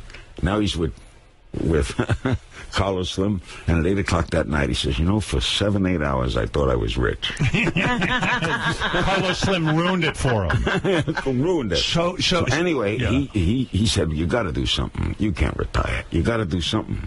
Right. And my wife Shawn came up with the idea, well, why not the internet? It's the next big thing. Why don't we do a show, have a little network on the internet, we'll do a Larry show, and we'll add other shows. And so Larry King Now started, and we hired John Houseman away from Murdoch at Fox, and he came over to run Aura TV. So how do I get that Aura TV? You get Apple TV hooked into your set, and you go to Hulu. And then you're on with the Larry King Show. Larry King Now, it's called. An hour a night? A half hour. And it's on in perpetuity. That is, you can watch every show we've ever done. Right. Do you like doing that, or do you miss the action of being on CNN? I mean, I miss the action when there's a big story. Right. I love doing this. I love doing, today we're doing Dwight Gooden, we're doing Rudy Giuliani, and former Senator Lieberman. You know what you got to ask Dwight Gooden about? I think I once read a story, something that when he was in prison, he was going to go to the shower, and everyone said to him, stay out of the shower today. Today's a real bad day to take a shower. And he's like, what the hell? The pipes must have burst. What are they doing? He didn't realize they were going in to rape a guy. And they were warning him, don't go in there because we're going to get you, too. It must be in the book. Those prison stories are absolutely insane. You want to hear a great prison joke? Okay. Okay. All right. You led me right into this. All right, let's do it. This guy's about to go to prison. Okay. And he's scared, He's saying to a friend, gee, I got to go to prison, income tax. I'm very scared. He says, see that guy over there? Go over and talk to him. He just got out of San Quentin. Right. It might help. So he goes over. He says, you just got out of San Quentin? He says, yeah. I'm really scared. Can you help me? He says, oh, don't be scared. It's not all it's cracked up to be. He goes, you like good food? Yeah. Monday is Chef's Day at San Quentin. The top chefs from California come cook for the inmates and teach you recipes. You're going to love Monday. Tuesday, you like movies? Tuesday is movie day, the best. Bring you all new movies. Directors come. They tell you how they made the movie. You're going to love Tuesday. Wednesday, you like exercise? Oh, they bring in all the major exercise equipment, and fitness people come and teach you fitness. You're going to love Wednesday. Now, Thursday, are you gay? No? You're not going to like Thursday. Thursday's a tough day. So you've got the kids now. Well, be my honest wife with me. Yeah. You have help, right? You're not sitting at home with kids. We have a kind of a coach and a nanny, but I go to all their games. A coach lives with you? What are you talking about, a coach and a nanny? No. I have a nanny who's a lady who helps take care of them. There's a maid. Right. And a lady, we live in Beverly Hills. Right. So in other words, you're not sitting there watching kids all day. No. However, in all activities, for example, I take them to school every morning. Wow. My wife and I go to PTA meetings. We meet with the teachers. The 14-year-old is going to Notre Dame High School, very good school, emphasizing baseball. He's a very good baseball player. They're playing already. Is that important to you? Yeah. When I love baseball. I love baseball, and I love that he's good at it. Right. And he wants to play it. Right. So when I get back, he's not in school yet. They're playing with the Notre Dame freshmen. But aren't you out of control? I read that you went to a game. Don't ask. And you got into a fight. You're one of those fathers. Fight. Yeah, but you started yelling with one of the... I'll tell you what he did to me this summer. Okay, go ahead. Okay. All right, let's hear this. It's the 6th inning. Because, they tell every parent, calm down.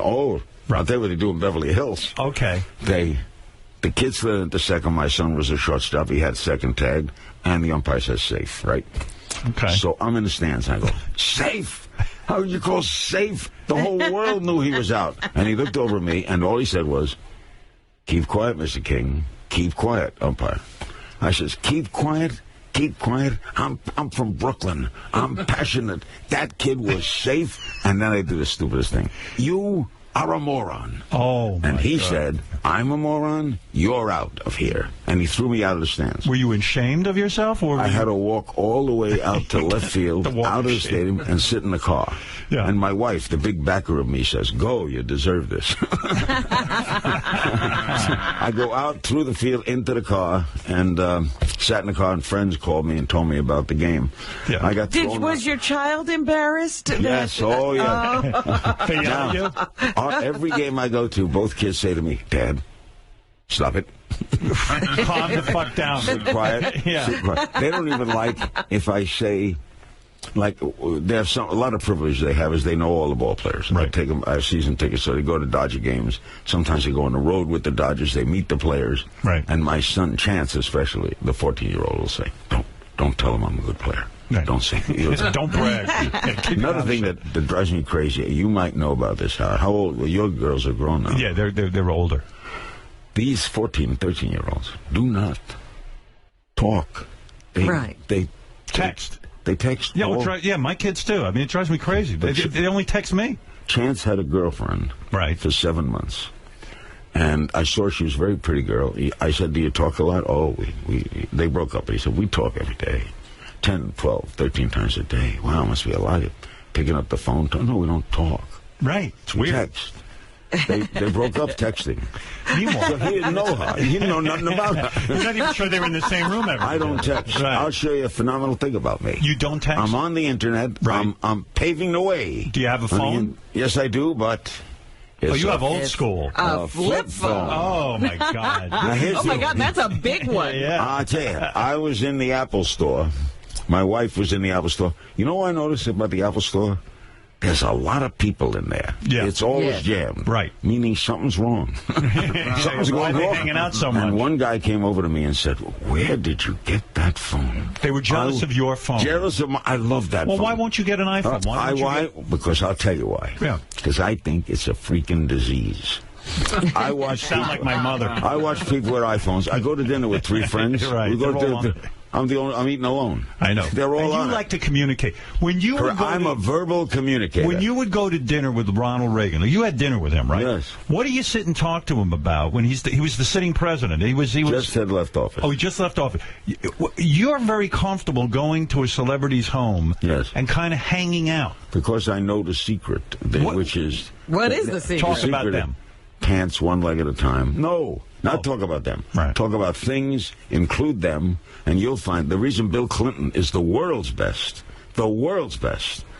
dinner conversation was this: he's as interested in you as you are in him. So is the secret to hanging out with a celebrity, especially someone as big as the President of the United States, it's just that you don't get intimidated, you think of them as a regular person. Correct. And then the third rule of thumb would be interested. That's right. And be curious. Well, you're sitting with a president, and you say things like, I would say things like, well, what's it like to send people to war? What is that like?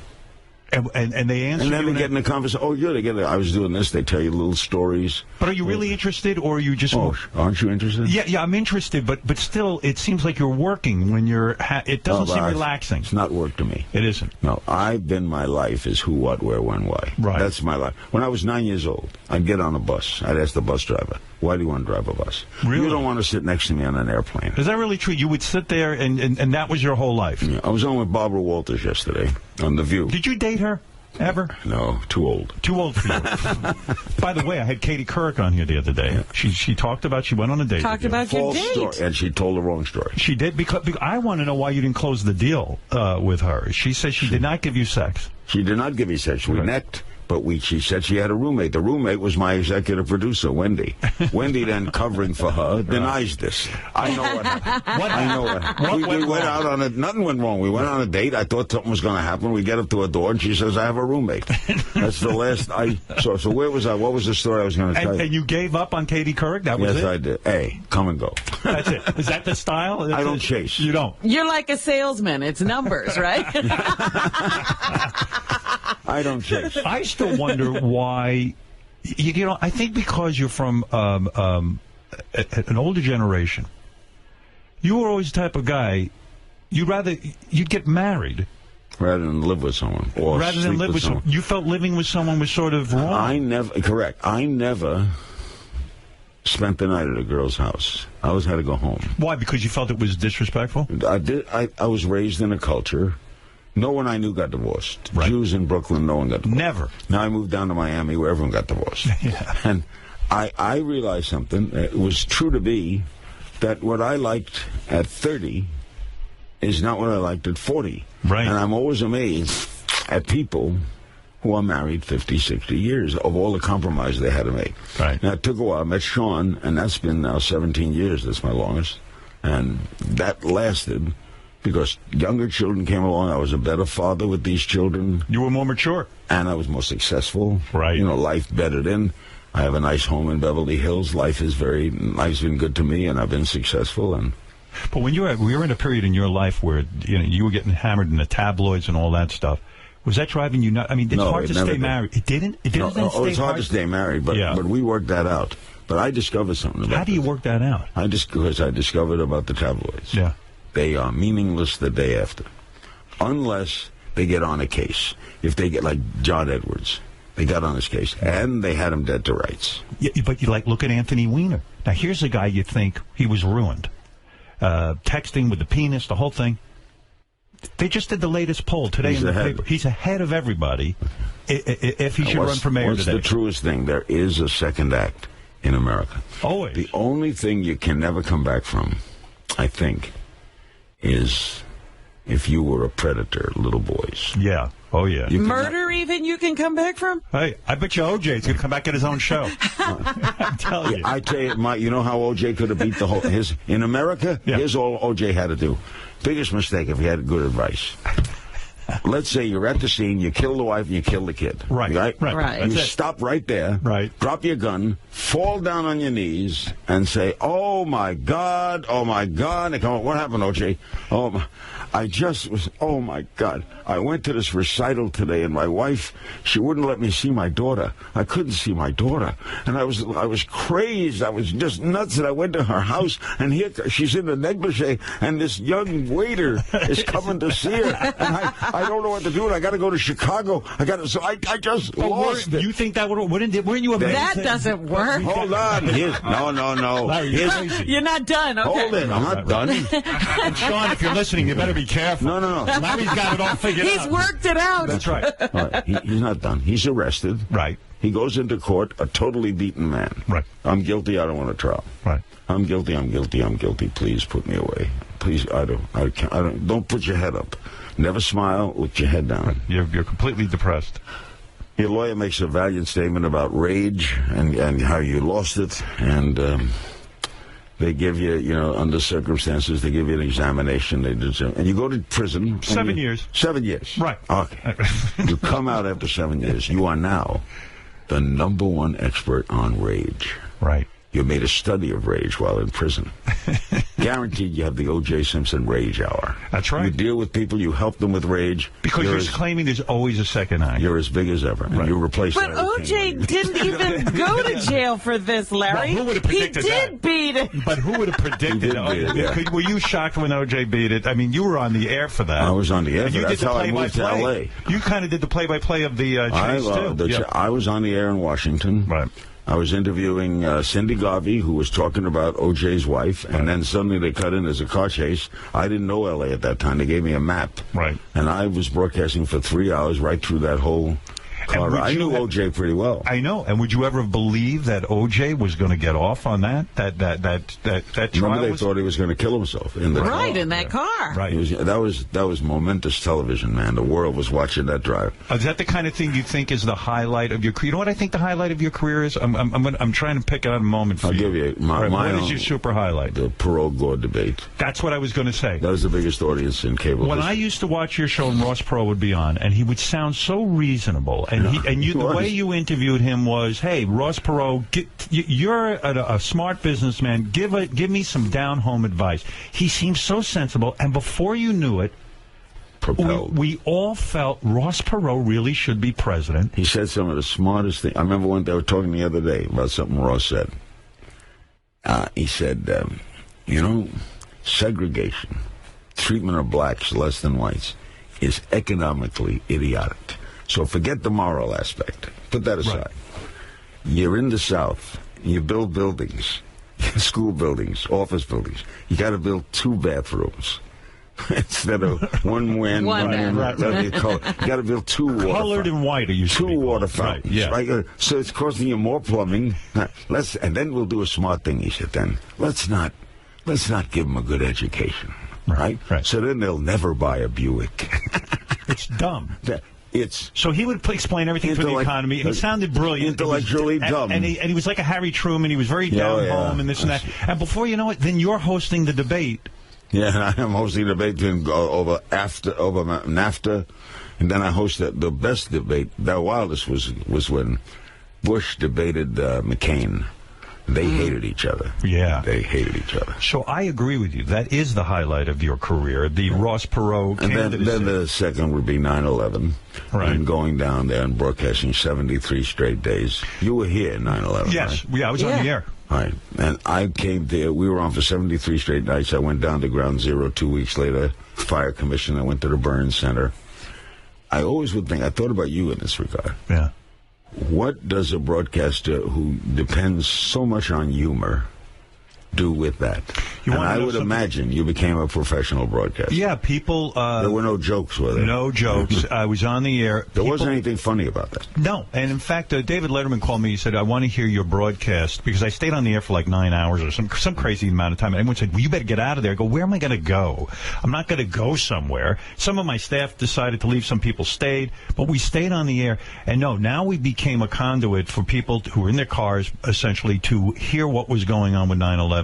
And I think we did a very reasonable broadcast. All of my fans were calling in with eyewitness accounts of what was going on, and it was tough radio. It was just awful as it was hitting me as this thing was going on. I was like, oh my God, this is really happening. That's when you're a professional, because you're down and you're depressed. You're in shock. It's your city. You're in shock. But you got to be a pro. The mic's on. Yeah. You can't do, oh my God. You can't get too freaked out. What did, so getting back to Ross Perot for a second, did you vote for Ross Perot? I did. You did? Because did you say to yourself in a self-serving kind of way, if Ross Perot gets into office, I mean, I'm the guy who got him into office. I'm probably the second most powerful man in the world. Was it that you were just so blown out? I like Clinton. Right. And I certainly like Bush the First, who's one of the great guys in the world, Bush 41. Right. And you had to like Clinton. You can't dislike Clinton. I think he was one of the best presidents we've ever had. I think he should still be the president. You're not kidding. I was attached at the hip to Perot, though. Right. We were like buddies, and I got to like him so much as a person, and I knew things about him that the public didn't know, like his, if you were a veteran, he hired you. Right. If you served in the armed forces, he was a real American. Right. And he was a little ahead of his time in areas, but then he lost it. Why did he screw up? He got crazy, right? Yeah, he lost it. He had bad advice, and he never should have listened to it. He started opening his mouth in areas probably he didn't know too much. Well, he would talk to NAACP, and he used the term which they regret, is you people. Yeah. Oh. You people can do better if you people. Yeah. No one likes to be you people. No. Picture a bunch of Jews standing around being told you people. Yeah, well, go fuck you. We're not voting for you. That's the end of that. How do you like having a show where you could say that word? I love it, and I'll tell you why. That word, that's interesting. Yeah. I say the word off the air, of course. Right. Everyone says the word. As Lenny Bruce, who was my dear friend, used to say to me, it's the best word ever. When Lenny Bruce, when you were broadcasting in Miami, and you knew Lenny Bruce. Very well. Your career was similar. You got fired from almost every radio job, right? One big one I got fired from. Why did you get fired? The station went all black. It became urban. So it wasn't anything you couldn't fit in? No. You couldn't be on an all black... Hello there. But Lenny Bruce... Lenny taught me... Lenny is a precursor to you. Right. But Lenny was a genius, a true genius.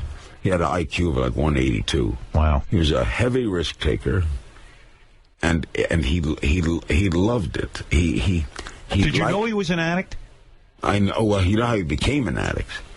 He was really sad. Lenny had a virus, a terrible virus, and it was very painful. And they moved him to Mount Sinai Hospital in Miami Beach, and they gave him morphine. And he liked it. He got hooked on morphine. And then heroin and all the rest. And he liked it.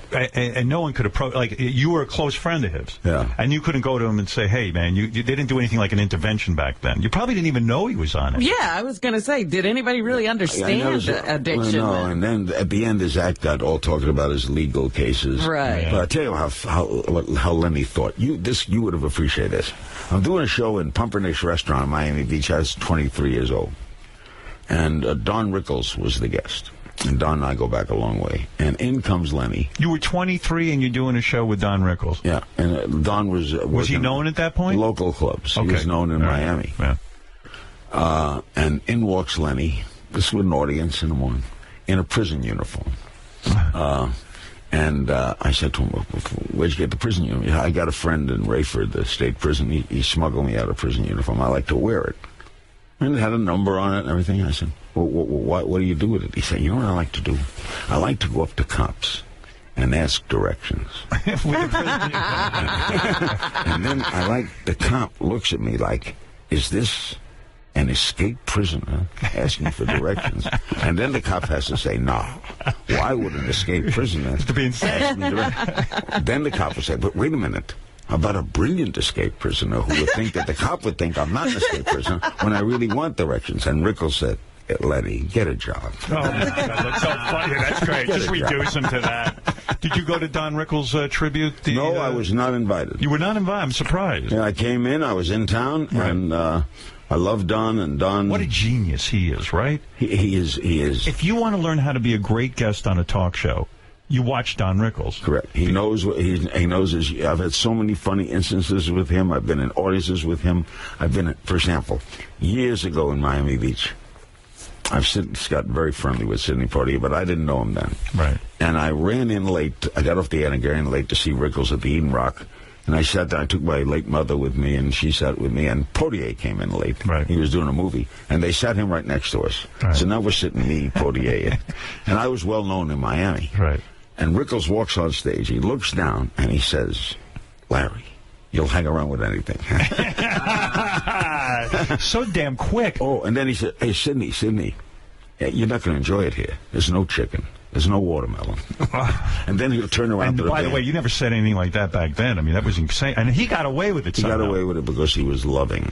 You know, you knew that he was really a sweet guy. I mean, you knew he wasn't a racist at heart. Oh, no, never. He never cursed on stage. Never cursed. Never used bad language. No, because I went to dinner with him recently, and I said to him, how did you get away with going like to Sidney Poitier and doing some kind of racial humor? He says, no one ever thought I was evil or bad. They knew I was good at heart. He never was evil. Well, let's all Americans. But I don't even think he understands how he got Everybody away stand up and let's praise each other. Let's get an example. We have some Arabs in the audience. Would you stand up? Stand up. Look at these. They're ordinary gentlemen. They're every day. Okay. Yeah, right. Get a machine gun, mow them down. But he could just be... Don is... He did a movie called... with Clint Eastwood in Yugoslavia, Young Warriors or something, a war movie. Yeah. And I get a letter from him. Dear Larry, you know how boring Yugoslavia is if I'm writing to you. So great. How dull it must be. He said, I don't want to say the country is poor. We were going to go out tonight, but Tito had the car. Like, he could just be funny in a letter. Oh, he's never not funny. The only person... Was Jackie Gleason funny off the... No, he was Gleason, a serious guy. Gleason was a comedic actor. Right. He wasn't not a comedian. Not tell jokes. He thought funny. Right. You know, he thought things funny, but he was not a comedian. Was he out of control? No, never. We drank a lot. Right. But women, though? Tons of women, right? A lot of women, but a good guy. Golf was his passion. Right. But he was a genius. But the true, most brilliant person of all is Mel Brooks. There's no one in Mel's league because Mel has enormous intellect and is incredibly funny. And at any minute, at any moment, you know, his son Max wrote World War Z. I know. Yeah. But Mel could be... I'll give you a quick Mel story. The World's Fair in New York, 1964. They had a World's Fair here. There's still replicas of it on the Parkway. Right, absolutely. Yeah. So I come up to do my radio show at the World's Fair, and Mel Brooks is my guest. And I said, do you want to play the 2,000-Year-Old Man? That's the most genius album ever made. Right. Here's a man who's 2,000 years old, and he doesn't know what you're going to ask him. So I said to him, we have a man here, he's 2,000 years old. So the first question is obvious, what do you think of the fair? The World's Fair. He goes, fair. Wait a minute, you'll call this fair? Fair. Were you at the first fair, he said to me? Were you at the first fair? No, the first fair was in 0087. The whole world came, 713 people. Yeah. The whole world. Then he starts rambling. Yeah. There's no means of transportation. So they put the fair at the bottom of a ravine, and people rolled into the fair. And the people became their own exhibit. Watch them roll in. Then I said, the whole world showed up. I said, look at what we have here. We have the monorail. He said, that was good. The monorail, that's good. Look at this. We have automatic things and things propelling to the sky. Yeah. Did you have the burning bush? We had the burning bush. We thought it was a ride. And he was ad-libbing all of this. Then he goes like this. I said, what was the big hit of the fair? Oh, big hit. It was Moses. Right. What did he do? He parted the Red Sea 3 times a day, 4 times on Sunday, 6 drachmas. Like a dolphin show. 6 drachmas. He had a press agent, Marty, went over to him and said, Moses, you keep this up, I get you 10 pages in the Old Testament. Oh, my God. But think of that. Yeah, off the top of your head. Yeah. He's just... Did you know Columbus? Oh, what a dancer. The best dancer in Genoa. You know, the Queen had a husband whose nose went out and made a left turn. So she gave Columbus money to take an apartment in Paris. He bought chips. It's unbelievable that guy's that quick. And I know. Unbelievable. Unreal. And people forget that when he wrote Blazing Saddles, he wrote it with Richard Pryor. The two of them writing together in a room. Isn't that mind-blowing? How about all the music he wrote for the producers? He wrote all that music. Yeah, that opening night, sitting next to him at the producers, was one of the great events of an opening night event of my life. Does a guy like that still get nervous on an opening night? He laughs, he tumbles. Why? And he'll get. He doesn't worry about whether the things are hit? Why aren't they laughing? Oh. You know, if you go by one, I wrote that funny. Why aren't they laughing? Oh, at intermission, a guy came running up to him. Did you see the producers? I didn't. I did not. I mean, I know the movie. I don't know the. Yeah, right. A guy comes running up at intermission. I am mad at you, Mr. Brooks. I was in World War II, and this is a shameful thing you're doing, saluting Hitler and making fun of this. I was in that battle. I fought for this country. And Mel said to him, "You were in World War II?" Yeah, she says, I was in World War II. I didn't see you. And does the guy shut up? Yeah, he runs. I didn't see it because he does it so. You ought to get Mel here. Yeah, well, I would love that. I just was watching that AFI tribute to Mel Brooks. It was really, really good. I mean, it was really compelling.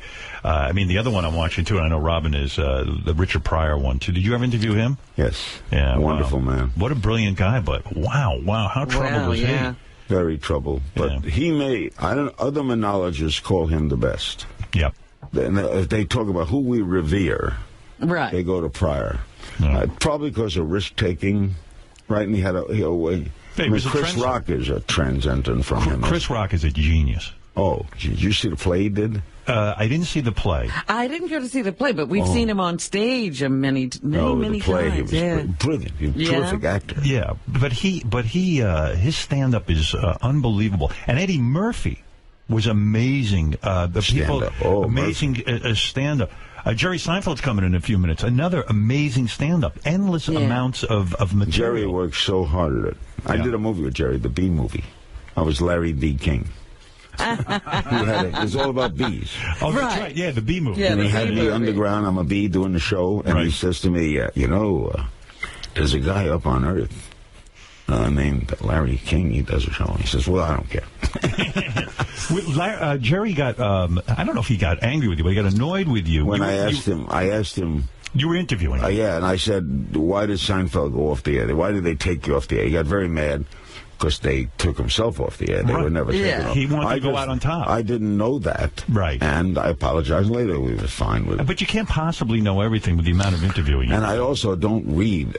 I don't read a lot of stuff like why a show left the air. But I never believed that about you. I don't read tidbit stuff. Yeah, I understand it, but you must have done research on your guests. I did do some research. I can't do everything. There's no perfect interview, Howard. Maybe you.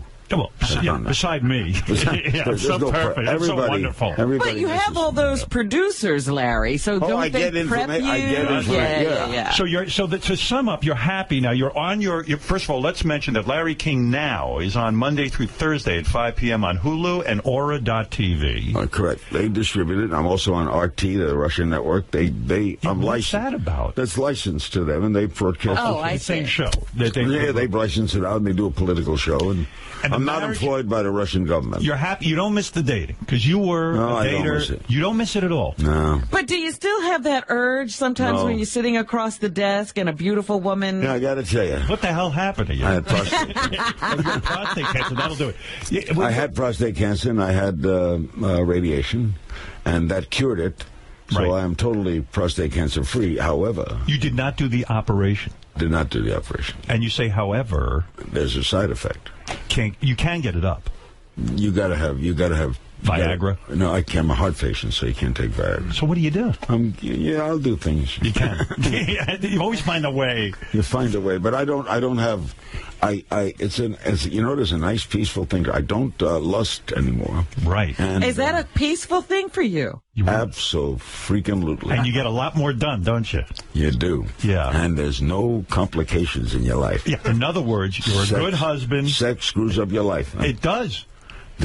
You're never in danger. You're right, and you're focused on your family. Correct. I will never be seen going into a motel with that will never happen. It ain't worth it. You know, one thing on Lenny Bruce before I go. Right. Lenny Bruce used to say, if you're a cheater, the people never believe honesty.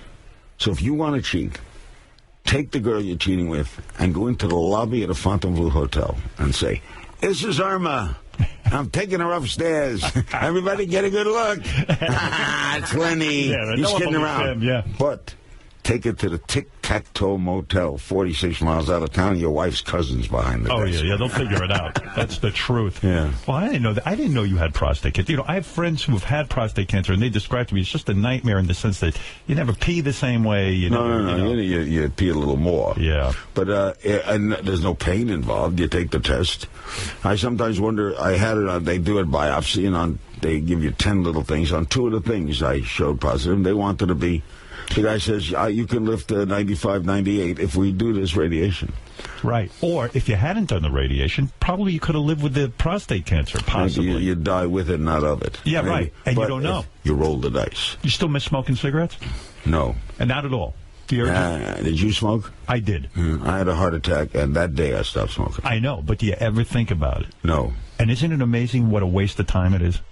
Smoking. Yeah, it wasn't a bad habit. Because it felt good, it was an oral habit. But last night I saw a play, Lucky Guy. Tom Hanks is freaking brilliant. Wow. And everybody smokes in the play. Was it driving you nuts? Oh, no, but there was a moment urge where I said, that looks cool. Looks pretty cool. Well, Howard, I love being with you, Howard. Love being with you, Larry. Now, you got to do my show. Yeah, I'm going to have to come on your show. You're going to come on my show. Yeah. I'll come to New York. You'll do my show. You'll love it. All right. You know what, Larry? Come on, don't give me the all right. All right. The one thing Larry doesn't probably know, Howard, is, you were Larry was one of the first people to ever interview you on a national show. Is that right? When he put you on his radio show at night. Correct. And the all-night show. You were very excited about doing that. Well, yeah, I mean, can you imagine? I propelled you. Yeah, why don't I remember this experience? You were on you were on WWD. You know why you don't remember? Because you forget things. I forget everything. You know what? He wasn't on WWDC at that time. We were in New York on WNBC because I remember you had to go to Washington. Correct. That evening. All right. To do the show. Well, thank you. Even though I don't remember it, thank you for doing it. Well, it's nice to know I made your career. Yeah, there was one thing. I'll get you. You made a lot of money in your lifetime, and you certainly have enough money to live the rest of your life, whether you work or not. And I got 2 kids, and I got a house. I got to support the house. Did you become not an entire victim of Bernie Madoff, but did you invest some money with Bernie? I'll give you a quick Bernie Madoff story. Okay. Freddie Wilpon, the owner of the Mets, is a great friend of mine, and we went to high school together. And he says, who handles your money? I said, somebody. No, the company. He said, I'll try to get you with Madoff. Because Madoff. Do you a favor. You know what I mean? He turned down a lot of people. Right. He turned down my brother. And I never met Madoff, never spoke to him. And Freddie called me one day, and he's all excited. He'll take you. Oh, God. So I gave him money. It's a true story. I gave him money over the years. I would give him money, take out money, Right. So over the years, I gave him $4.8 million. Right. And took out $4.1 million. Over the years, insurance things. And when you took out money, it was wired in immediately. Right. There was no one faster than Madoff. If you said we need 300, bang in the bank. Okay. So my wife said to me one day, "Why don't we give him everything?" We started at 250. Anyway, listen to that one. I was down $700. No, the day he was arrested. Right. I was down 700. Down 700,000. And I got 200 back from the Madoff people. Right. The guy handling his, and the government gave me 500. Right. For paying taxes on stock I never had. Right. But how he pulled that off, his Ponzi scheme. Right. He had 3 Jewish accountants from Yonkers. No one ever heard of.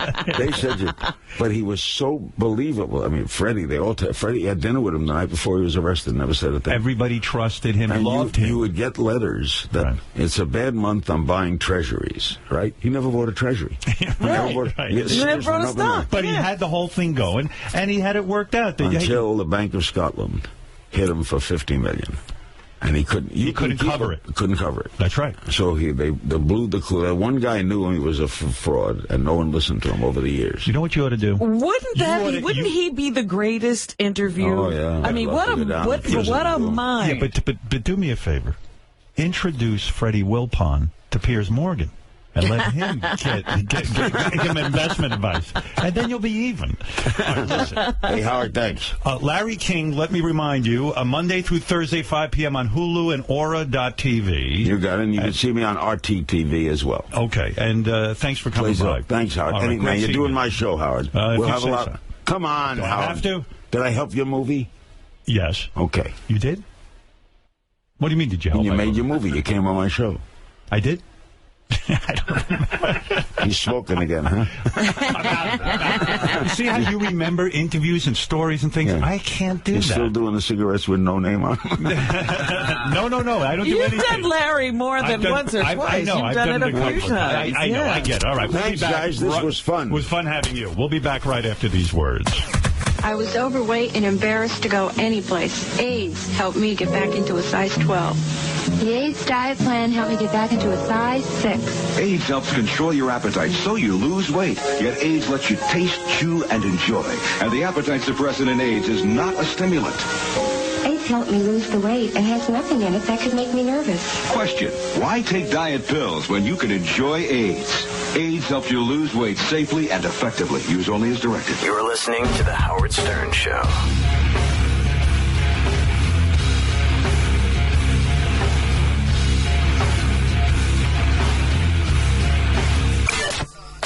Call and join the uncensored revolution.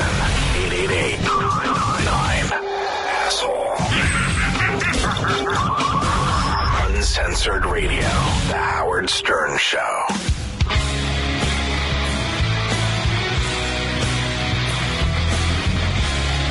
You're on the air. How you doing, John? I'm fine. What's up? Hey, I heard you got a pretty big packer. Oh, please. Forget that. Bye-bye. Okay, now, you're on the air. Hey, man, how you doing? I'm fine. What's up? I've been trying to get through all night, man. Pretty busy show. Yeah, well, you wouldn't believe the kind of callers you try to call in. Just don't ignore those idiots, man. Okay, so what's up? You ever come in your own mouth? So, until you can call in about the Yankees, I just need real callers. You're on the air. Hi, I want to talk about the Red Sox. Sure, what about them? Do you think anybody on that team has a penis? Yeah. No, but I bet no one's like a dickhead like you. It's just a waste of time, okay? Stop it. Stop it. I want real callers! No more calls. That's it. I won't have this shit. And you know what? I can do this show whether you want me or not. So, that's just brilliant. Okay. So call in. Let's see what you got out there. You're on the air from Florida. What's up? Hey, what's going on there, buddy? Okay, what's up? What do you want to talk about? Oh, how you doing today, man? These Mondays are rough. Oh, God. You think I'm not stupid? I have a long memory than that. I know that number, and you're not calling ever again. You know, I'm going to call these people after the show and tell them if they want me to fuck them, I will fuck them hard, and I will use a baseball bat. Yeah, phones are ringing off the hook. I just wish there was a real caller out there. So I want to give it a shot with a private caller? Why not? You're on the air. Yeah, I got a comment on Johnny Damon. Yeah, what about him? How big's your cock? It's pretty... Oh, God, stop calling me. And some people don't get a clue. If you want to call in, 1, you can't be anonymous, and 2, you can't be on my shit list. Hopefully people will start being bored with making crank calls, because I really want to talk about the Yankees, and we're coming to a point at which the games are getting really big. You're on the air. Hi, really enjoying your show. Cool. What's up? I wanted to talk about the Orioles, actually. Why? Well, actually, hold on 1 second. I'm fucking a catcher's mitt right now. Oh, God, I don't care. You know, I shouldn't be letting it get to me like this, but, you know, these people are just, you know, they have nothing to do for the next hour. I just want... Larry King, very good storyteller. Yeah, he's amazing. I just said to Gary, how does he remember all of that stuff? It's just really great remarkable. detail. Yeah, remarkable. Yeah. We never even got to ask him anything. Do you know that Jerry Seinfeld and Larry have been sitting in the green room for the last 10 minutes just chatting? You're kidding. No, in fact, I got to pull it when you're ready for Jerry. Let me know. I'm ready for Jerry. Okay. I'd like to talk to Jerry. I'm excited to have Jerry Seinfeld here. Larry will talk him out, and then he won't have anything to say here. Yeah. Larry's hijacking my show. He's probably got that little Hulu camera with him. Jerry Seinfeld does a show on the internet. I don't know if you've watched it. It's really, really good. I have not. It's a series called Comedians in Cars Getting Coffee. I heard in Sports Nation. More eye-opening throw, is it? The Jags Hail Mary or Baba Booey's pitch? Well, take us home. Of the Jag, Baba Booey. I love that. Baba Booey. But was it more eye-opening than this attempt at pitching by Gary Dell'Abate, a.k.a. Baba Booey? He's been on Stern Show forever. Yeah. Jimmy Kimmel, Baba Booey, Howard Stern's longtime producer, apparently threw a first pitch at a Mets game years ago, and it's embarrassing. I mean, that's not right. So he went on Kimmel's show, and I got to tell you, we don't want to beat up on him too bad, but he's... What kind of liability is that? I don't know. You can't throw at the audience. Came and watched our show once. Nice guy. That's just a bad throw, Bob. The Howard Stern Show.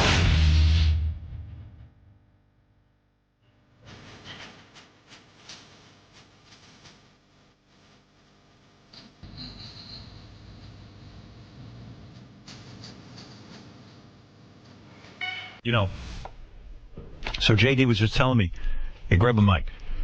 So Paula Dean went on the Today Show, and she cried? Yes. Wow. Yes. You got tape? Of course. Nice. Good man. See, while everyone else was yakking it up with Jerry, JD was listening to Paula Dean. So the first, JD1 in gray, the first clip is she talks about how everyone's created equal.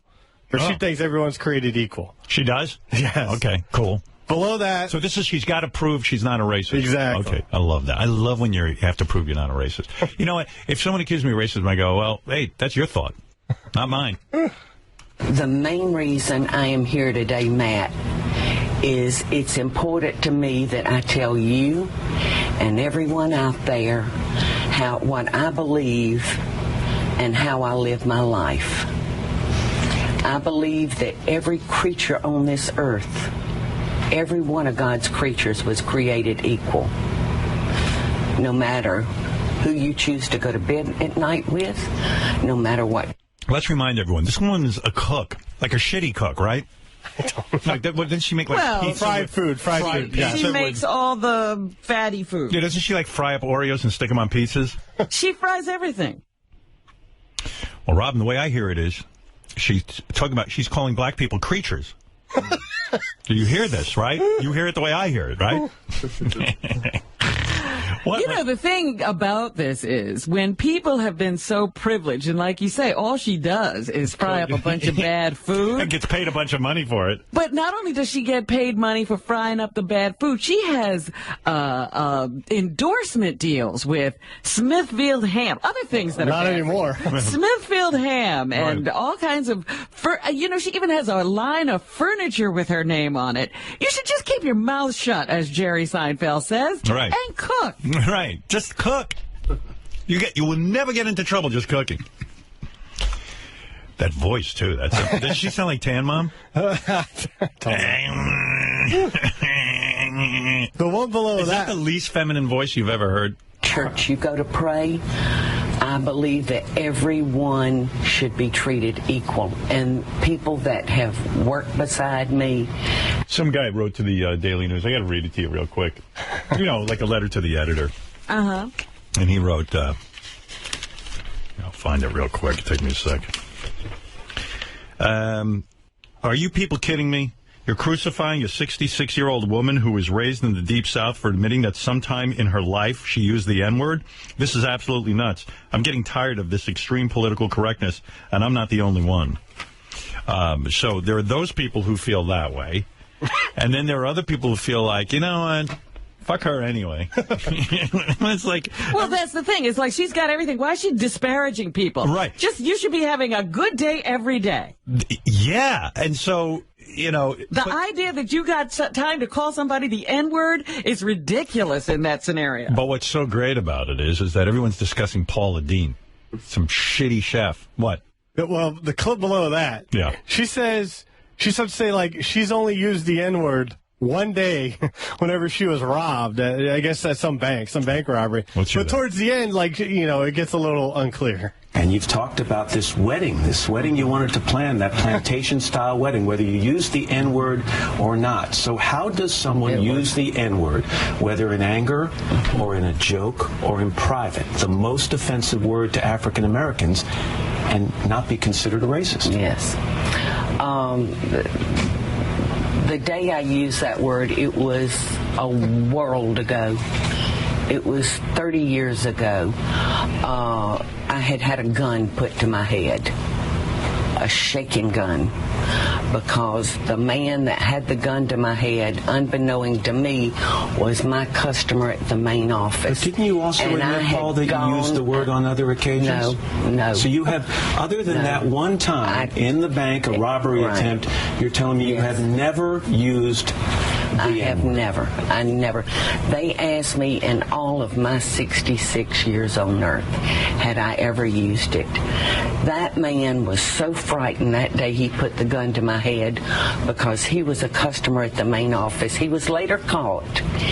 And I had gone out on a limb for him and gotten him alone, and he was frightened that I was going to recognize him. So reports that you were asked in that deposition whether you had used the N-word on other occasions and said probably or of course are inaccurate? No. I answered the question truthfully. So you have never used the N-word other than that one occasion? No, it's just not a part of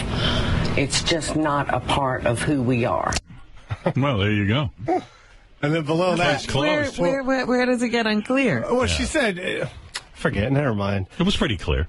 Before that, the clip. You know who's unclear? All right, okay. I think we've discovered where the clarity is missing. Go ahead. But the clip below that, she says she wasn't even sure African Americans are offended by the N-word because of how they talk to each other in the kitchens. Let me ask you about this part of the deposition. You were asked whether using the N-word in telling a joke was hurtful, and you said, quote, I don't know, most jokes were about Jewish people, rednecks, black folks. I didn't make up the jokes. They usually target, though, a group. I can't myself determine what offends another person. That last sentence gets me. I can't myself determine what offends another person. Do you have any doubt in your mind that African Americans are offended by the N-word? I don't know, Matt. I have asked myself that so many times because it's very distressing for me to go into my kitchens and I hear what these young people are calling each other. It's very... Well, she is right about that. Well, she could also stop it in her kitchen. Nah, that's like a train. You can't stop the N-word. Oh, yes, you can. You can say, look, this is a place of business, and I don't want that kind of language in here. Well, where she cried. The last three. That's what I want. The last three. She gets emotional talking about how she tells a story about telling her grandkids how honest people should be. Something like that. Oh, okay. There's someone evil out there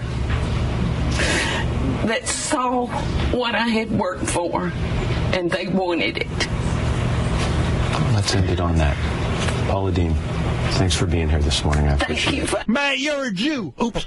Having me mad. It means a lot to me, and it feels so strange to come to this wonderful, happy place where I've always come so happy. And I have these people believe these horrible, horrible lies when all you have to do is ask the people around me. Dean. Because I live my life. Oh, boy. Let me get out of here. And like I said, if you've never committed a sin, please pick up that rock, pick up that boulder, and hit me as hard as you can. We'll end it there, Paul. Matt should hit her over the head with a rock. Some rocket sailed and it would have been really Al Roker picks up a rock and throws it at her.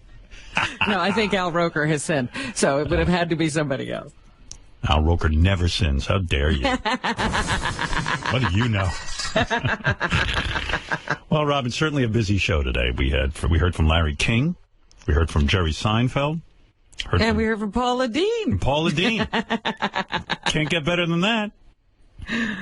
I like when she cries. She almost sounds like a frog. She's like, yeah, but you got to almost like a pirate. Well, I can't get my voice that low. I can't believe it. Come to this happy place.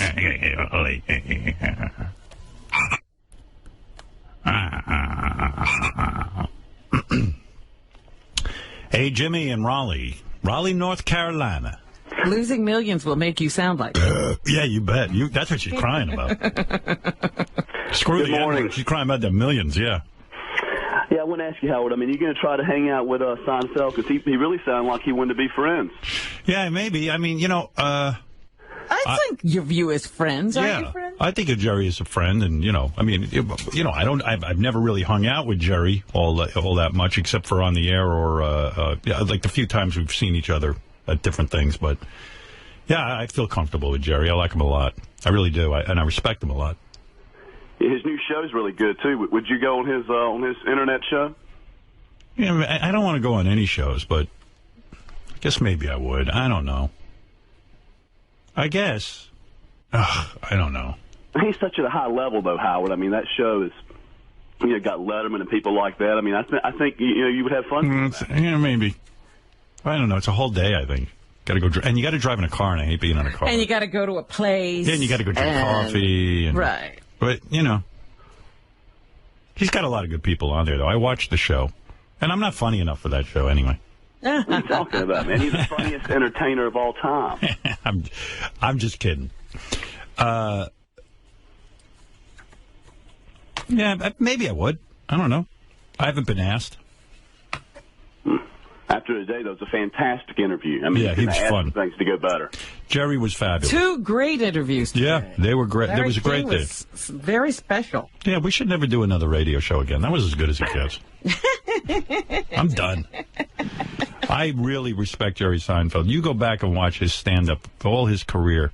Oh, take away the incredible sitcom stand-up. Incredible stand-up. Take away the sitcom for a second, which is, probably the most, certainly in the top 3 sitcoms of all time, right?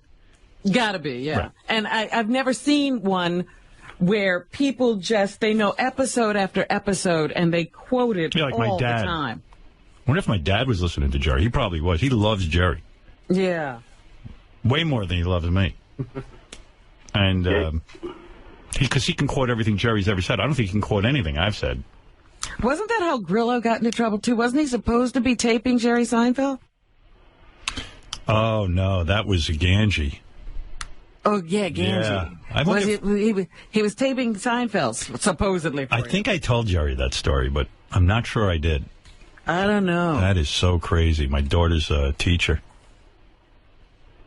And she was not well, the woman. She had cancer. And she said, Dee, is there any way... They didn't have DVR at that point. It was just videotape. Is there any way that... her husband asked me, do you think you could get my wife all the copies of Seinfeld? She wants to watch them. She was literally on her deathbed.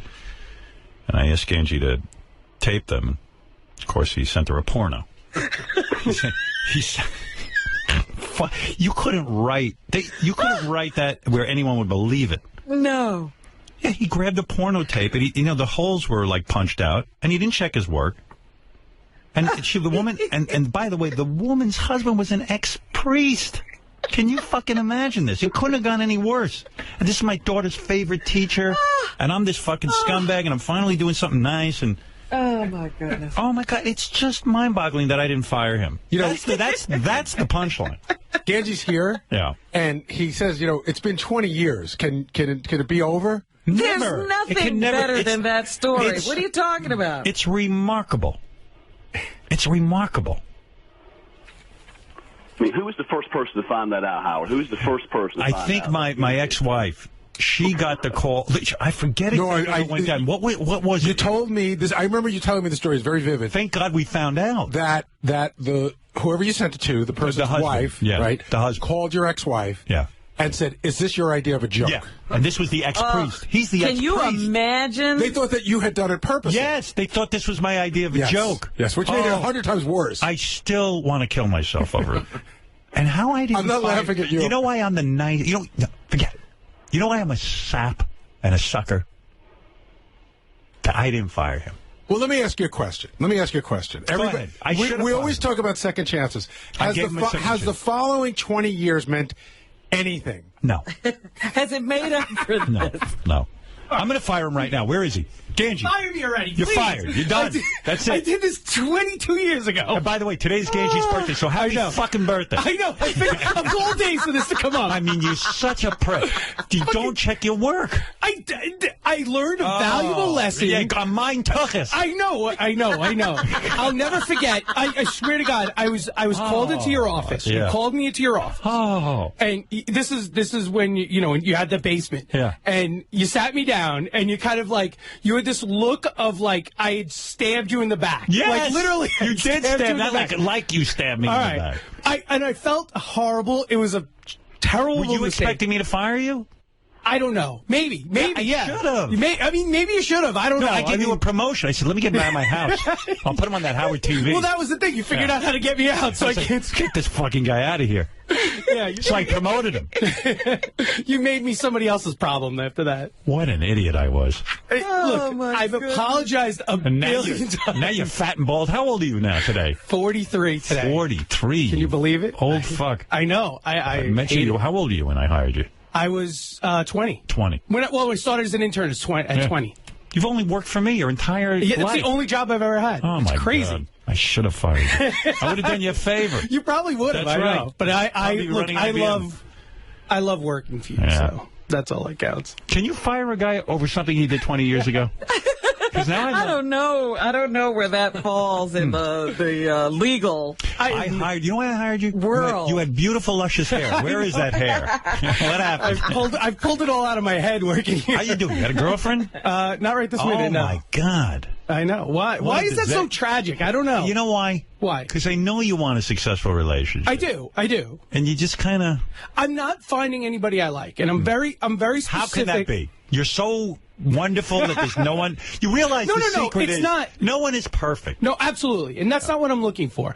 I'm very big into chemistry with somebody, right. and I'm just not finding that. But you were always one of those guys. I'm not chemistry. Yes. He's into your chemistry. Oh, chemistry. What's the sign for a boron? You don't even know chemistry. You know what? you were always into like, oh, if I, you know who would really dig me? Like Tori Spelling. Tori Spelling when she was on 90210. Yeah. You know, man, it's like you were always looking for, I don't know what you were looking for, some girl on TV. Right. I was at one point. TV Yeah, absolutely. ruined Yeah, no, TV did because look, You're a nice regular girl. I grew up, you know, like sitting there obsessed with like Farrah Fawcett at a young age, and Right. you know, like now I've always had that. That's who you're supposed to be with. Yeah, that's who I'm supposed to be with. Right. Well, then you could get her. But I've, you know, look, I'm waiting to. I'm not in a rush. I feel like I should be in a rush probably, but I don't feel like I'm in a rush.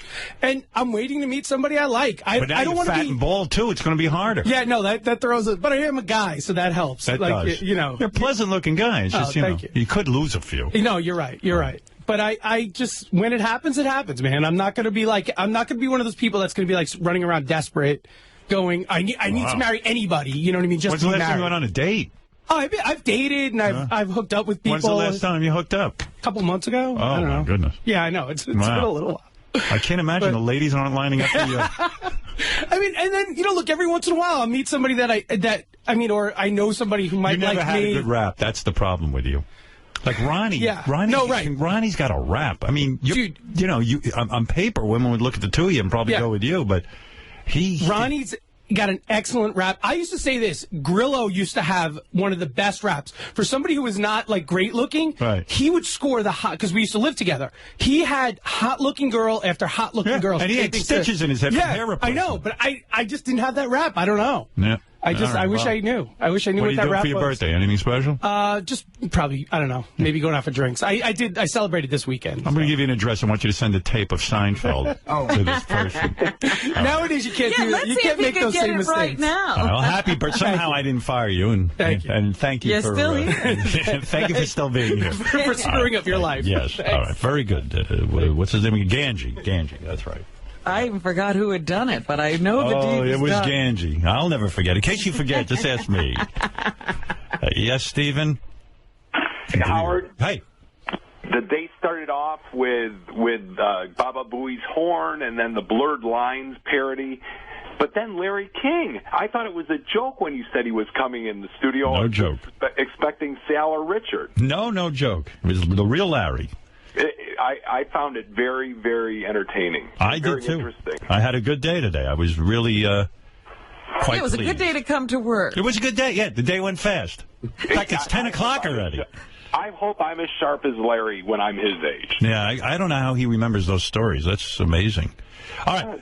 Well, thank you, Steve. All right, good. I'm glad you Well, you know what? One thing that cropped up into my head, you know, we've always had a problem with his credibility, but you believed all the stories. I didn't care if they were true or not. They were good stories. That's right. Goddamn right they were. You might not even know Lenny Bruce. You know, yeah, that's the problem. Lenny was probably boring. Larry's made him into something interesting.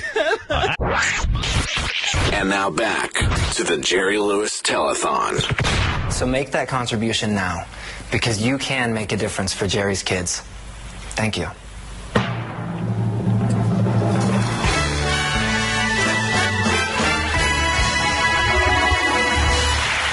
Lee, next time you get a cue to play, ask me first, okay? You have to understand something.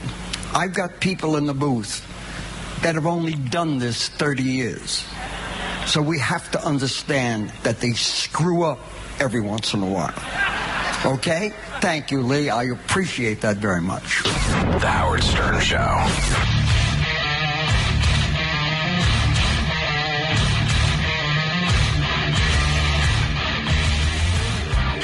Are you hot? Do you have a phone?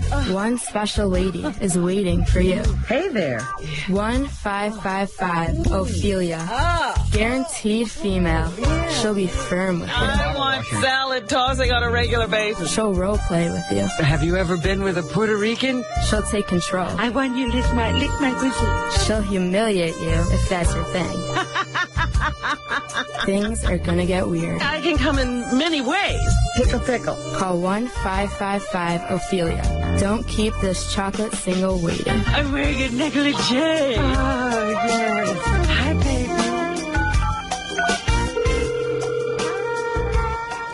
baby. Telling his story of how, you know, he broke his neck and lost the ability to, you know, move his body. And, Hold on. and I kept imagining him jumping Wheels, I'm talking about you. I kept imagining all day that he jumped off that pier into the water, but the water was how deep? Like 12, 13 inches. 12 or 13 inches, and did a belly flop, and then just his whole life changed. And I was just like, oh, all day it was haunting me.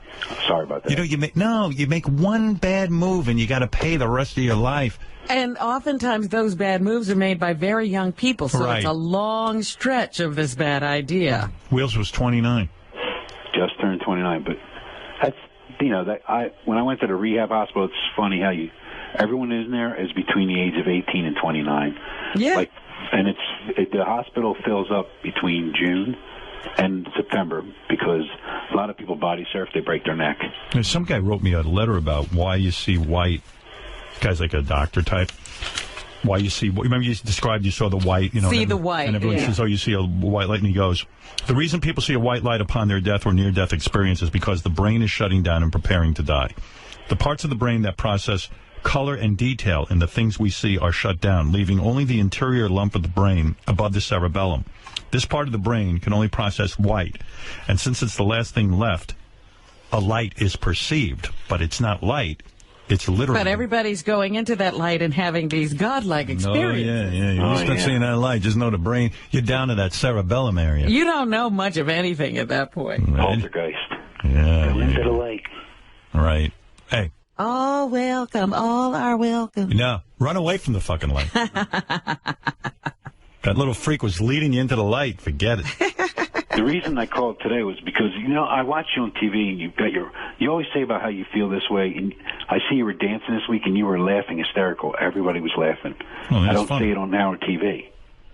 What, the dance? Yeah. Oh, the dance didn't make it?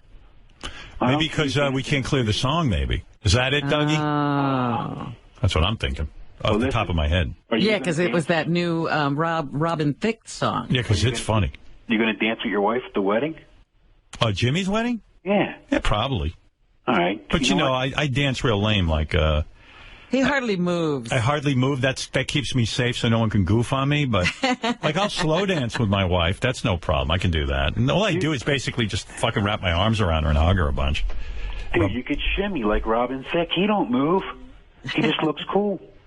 I tell everybody, I use your story. I say, well, I jumped off a pier at a young age and I lost the ability to move. Oh, I still dance better than you. I've seen. Yeah, I know you do. What I'm saying is keep your hands below your shoulders.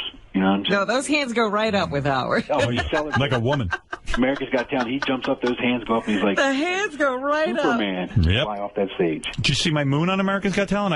I cracked a smile. I bent over to talk to them, and they showed it on... America! Yeah, they showed it on TV last night. You can see my ass crack. I didn't know. It's pretty funny, actually. I'll check out your ass. Good for you. That shows you're a real I man. got to go rewind now and take a look at that on my TV. Hey, by the way, the Supreme Court just... Benji's got to explain Have they made the ruling? They did something good for gays today, but I'm not sure how to explain it. So here's Benji with a quick explanation. Well, I heard they struck down DOMA, Robin, which is Defense of Marriage Act. Great. That's what I was hoping they would do. Right. But that's the federal law. Which kept federal benefits from What gay does people. DOMA mean? Federal benefits from gay people, so that... How does It that was help? the Defense of Marriage Act. That was the act that said marriage is between a man and a woman. They struck it down. They struck that down. There you go. That's pretty progressive. Yeah, there were all these people camped out in front of the court because this ruling was coming out today. And I said, as a justice, how do you look at all of those people outside and think, government should be involved in whether they marry or not? You can't possibly have a human feeling in your body and want to keep people from being happy. If marriage would make them happy, how could you do it? All right, Wheels, thank you. Have a great day. King of all blacks, go ahead. Hello? I know. Hey, Howard. Yeah, last night, me and my daughter was watching AGT. And when the gospel group comes out, you have a look on your face and it's not bad, it's just like you're pressured into voting for them. Because they're black? Yes, there's an edict they give us. If you see a group of black people come out, put them through. Yeah, they shouldn't be allowed to sing about God because then you can't put an X on them. Oh, I'll put an X on them if they're no good. But those guys were really good. Yeah, I mean, was pretty good, but if you go to any church on Sunday... No. If you go to any church on Sunday, they don't sound like that, especially that lead singer. Oh, you haven't been to some black churches. I beg to differ. That's what I do with my Sundays. I tour black churches. There are great singers in almost every black church in America. Those people on my stage had talent. I put them through. And believe me, I hit the X on many black people. I don't feel any pressure through race. You know what I saw this time that I thought, well, isn't this a repeat of last year when those two guys came out and they twist themselves around and it looks painful and uncomfortable? Yeah. Do you know what I'm talking about? I'm trying to remember. That might be one of those instances. Did I put them through or not? Sometimes they make it seem they did go through. Yeah, I don't know that. Yeah, I know what you mean, but they were pretty talented, though. They were really good. And you know what you do?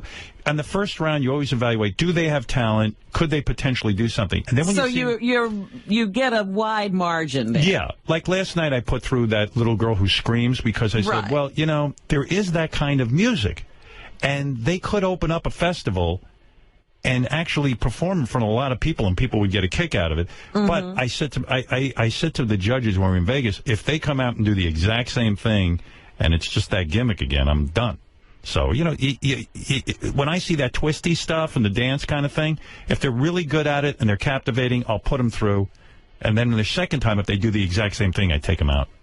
Yeah, because that's what I was like, well, we saw that guy last season. Yep. He was about as good as you can get.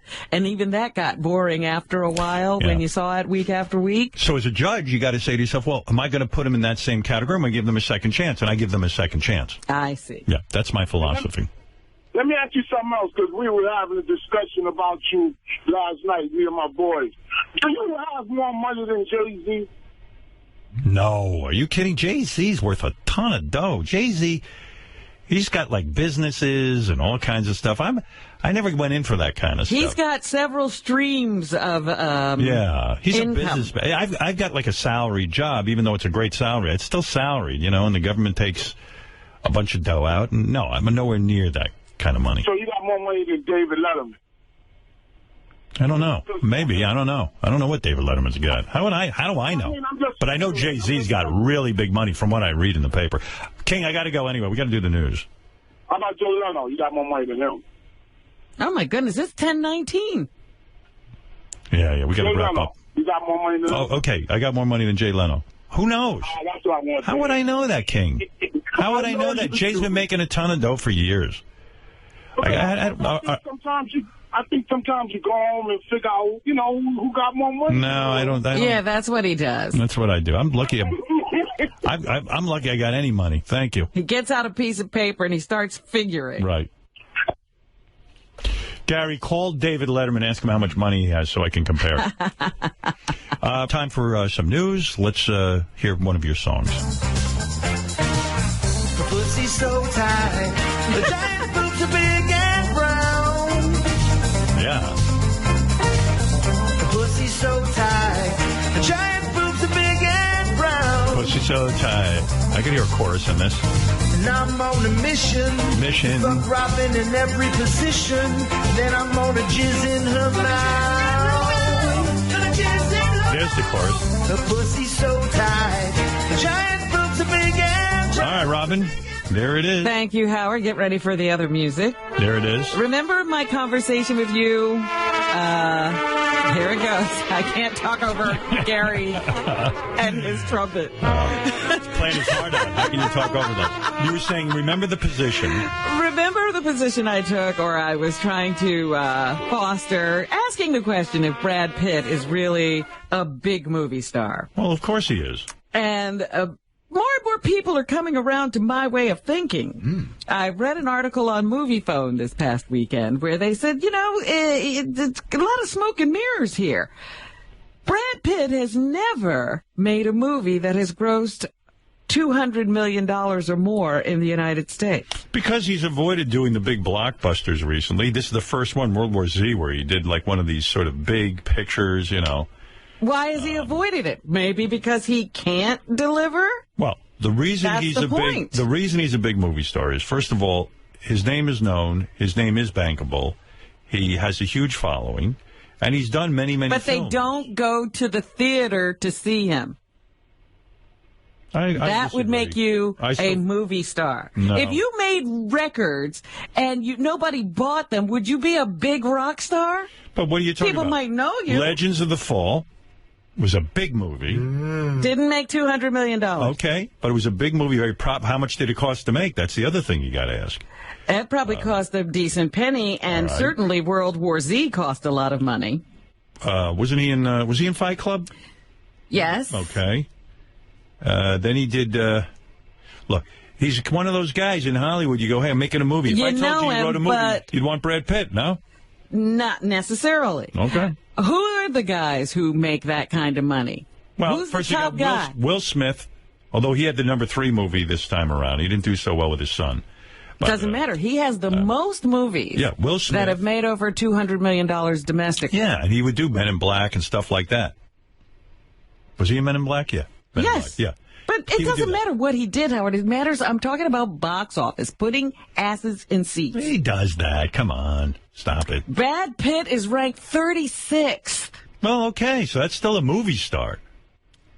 He's never had a movie cost the $200 million mark. Here's another fact about Brad Pitt. Richard Christie jerks off to Brad Pitt. That's got to make Will a movie Smith star. has 4 films above $200 million. Tom Cruise has 3. And, well, actually, Robert Downey Jr. is the man. He has 5. Yeah, because he does Iron Man. Smart. And Sherlock Holmes. Right. So there you go. Brad Pitt's, he's an actor, but isn't that so?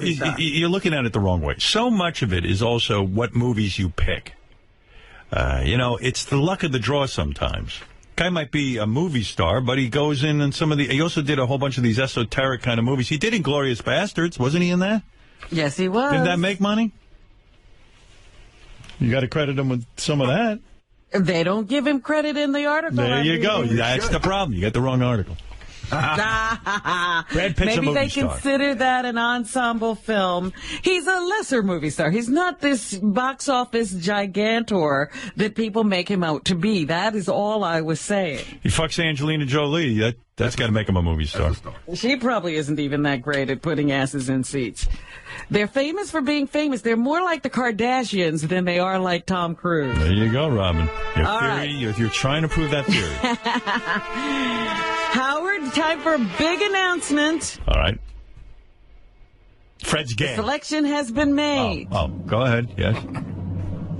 I thought it was a different announcement. First place prize for Best Sativa and overall Best Marijuana. Go ahead. Who is this by? High Times? Yes. All right, go ahead. Is it Kush? It's Santa Cruz Mountain Naturals Cracker Jack. I thought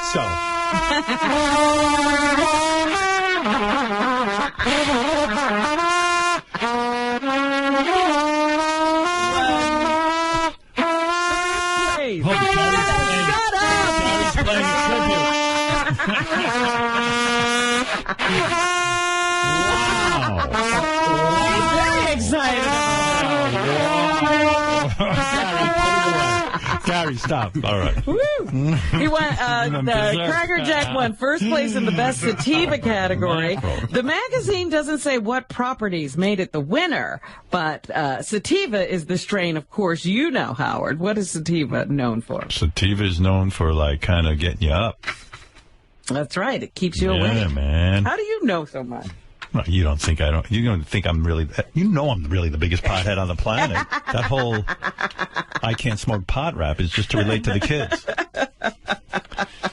No, I despise pot, but I wish I could smoke it. I wish I could. It looks like so much fun. It looks cool, like Larry said about the cigarettes. It looks cool. Yeah, it's cool. Can you imagine me around the table with the joint, glass of wine, blowing my brains out? Oh my! It's just not my thing. I like to stay alert and tortured 24/7. I don't want to feel your pain. Yeah, that's right. I don't want anything that washes that pain away. Misery, that fucking unbelievable misery that I live in. What else, can you Robin? believe this? Many Americans say they want to spend more time actually with their loved ones. More than 90% of the respondents in a new Chinet poll admit social media has kept them in touch with people they haven't seen in a while, and they appreciate that technology gives them a way to stay in touch with others on a regular basis. But the majority are also finding that technology-generated interactions are less fulfilling. Tributes continue to pour in for late Sopranos star James Gandolfini. The Broadway League now says it will salute the actor by dimming theater marquees for 1 minute at 8 o'clock tonight on Broadway. Gandolfini won Emmys for playing mob boss Tony Soprano on HBO's The Sopranos. He also earned a Tony nomination for his work on stage in the comedy God of Carnage. A wake for the actor, which is invitation only, will be held in his hometown in New Jersey today.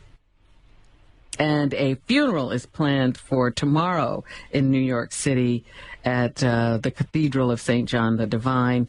He died of a heart attack last week in Rome. I asked Angie to send a family, send the family a photo, and he accidentally sent them a picture of my ass crack from AGT last night. So that's that.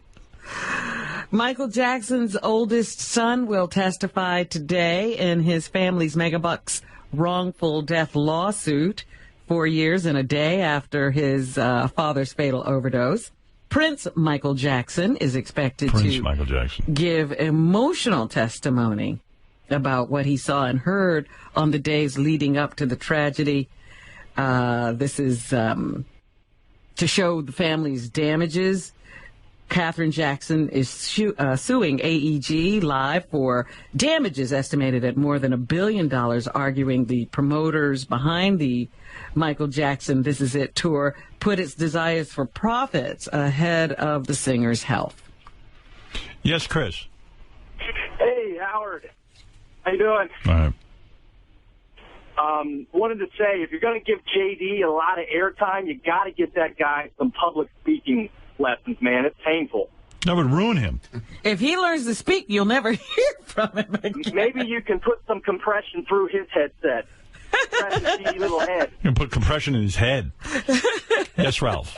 Seinfeld was so great, man. Yeah, he was great. Did a great job with him. I just loved hearing all those stories and everything. Yeah, he's something else. He was a great guest. Yeah, and that show is really good, The Comedians in Cars. Yeah, I watch it all the time. Yeah.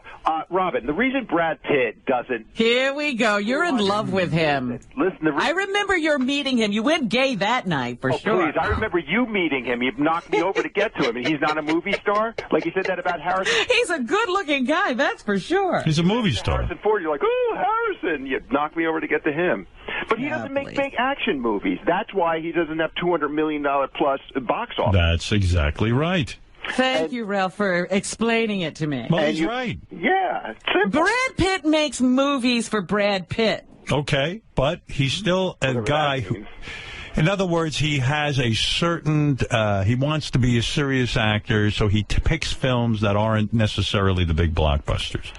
Yeah. You know. And this that means he's an actor. Superman made $200 million. Therefore, by Robin's definition, Henry Cavill, or whatever his name is. No, Superman is a big star. Ah, that's right. And even with Iron Man, as great as Robert Downey Jr. is in it, and he is great, it's Iron Man's the star. When Brad Pitt does a movie, a lot of these movies are not blockbuster-type movies. That's so you're saying that he gets anybody to go, makes him a big He can make a shitty movie. What he'll do is make a shitty movie and get people to go. That's a movie star. That's bigger. All right. Absolutely. Maybe that's a valid argument. Who would have gone to see Fight Club if he wasn't in it? But never mind Fight Club. Who would have gone to see that one where he plays Death? God. Yeah, right. Meet I Joe couldn't even Black. remember that. No one in their right mind would have gone to see that. That movie made a ton of dough. You know why? It's a good movie. Well, no. It made a ton of money because Brad Pitt chicks want to look at him. All right. Thank you. Did it really make a ton of money? And by the way, Interview with the Vampire, Brad Pitt was great in it. Tom Cruise. But Brad Pitt was great in it. Tom Cruise. Talking about as an actor. Robin. Tom Cruise. Look. Okay, Ralph, I got to go. Wait. I'll be here all day. Is Jason Statham a movie star? Who? Jason Statham, Robin. Is he a movie star? Absolutely. He's definitely an action star, yes. Okay, he's going to be on Geek Time Friday, so tune in. All right, there you go. All right.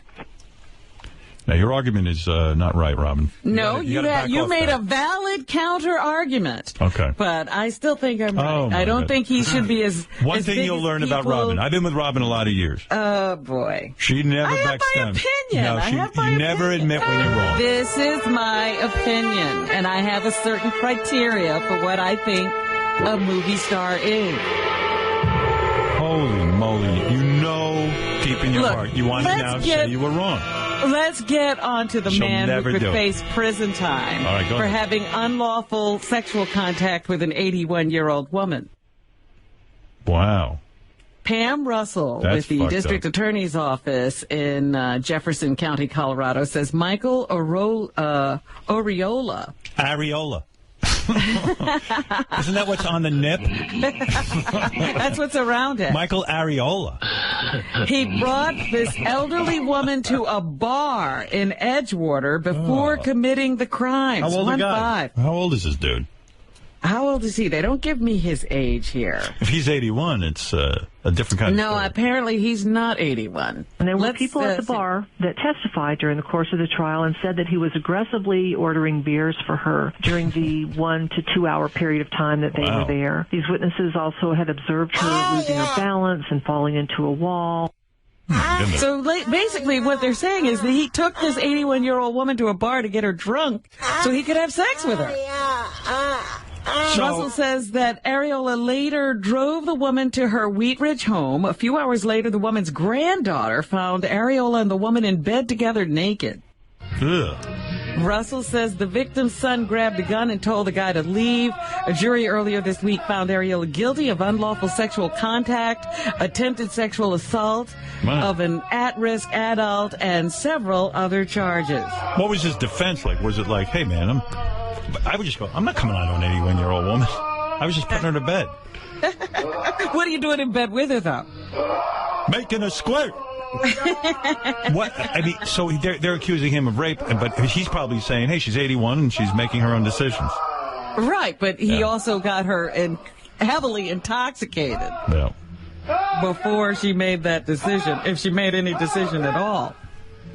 And in Ocean City, Maryland, they are trying to deal with these drooping pants they see on the boardwalk every summer. I was wearing drooping pants on AGT last night. That's right. That's what they're trying to avoid. I'm like the kids. A city councilman there is saying drooping pants don't belong on the boardwalk. Others agree they don't like to see this popular fashion trend. Right. Here's Brentley Ashley, who says they don't want to go around and measure people's pants, however. 1-4. We just want to take a stand as to what we are going to tolerate decency-wise and dignity-wise on our boardwalk. That's what he just said. Brent Ashley says they won't take a stand as to what they're going to tolerate decency-wise. He says the issue of decency will come up at a July 9th council meeting. Yes, President Obama is touting his plans to address climate change. So West Virginia Senator Joe Manchin thought he would weigh in. He says he's worried about climate change, too, but the coal industry shouldn't be the only one that's blamed for it. 1-7. When you put it on just one, on the back of one industry, and the one that's brought you the greatest living and the greatest lifestyle in the world as far as the industrial world, the feeding and defending us every time we've had a war, the coal industry has been the backbone of America. Manchin says other countries also have to reduce their emissions. 1-8. We have coal plants today, and we have utility companies that would retrofit if they were allowed to, but they have to go to a standard that's not even obtainable in today's market and technology. So you know what they do? They stay right where they are. They do nothing. Meanwhile, here's the president. 1-9. I refuse to condemn your generation and future generations to a planet that's beyond fixing. And that's why today I'm announcing a new national climate action plan.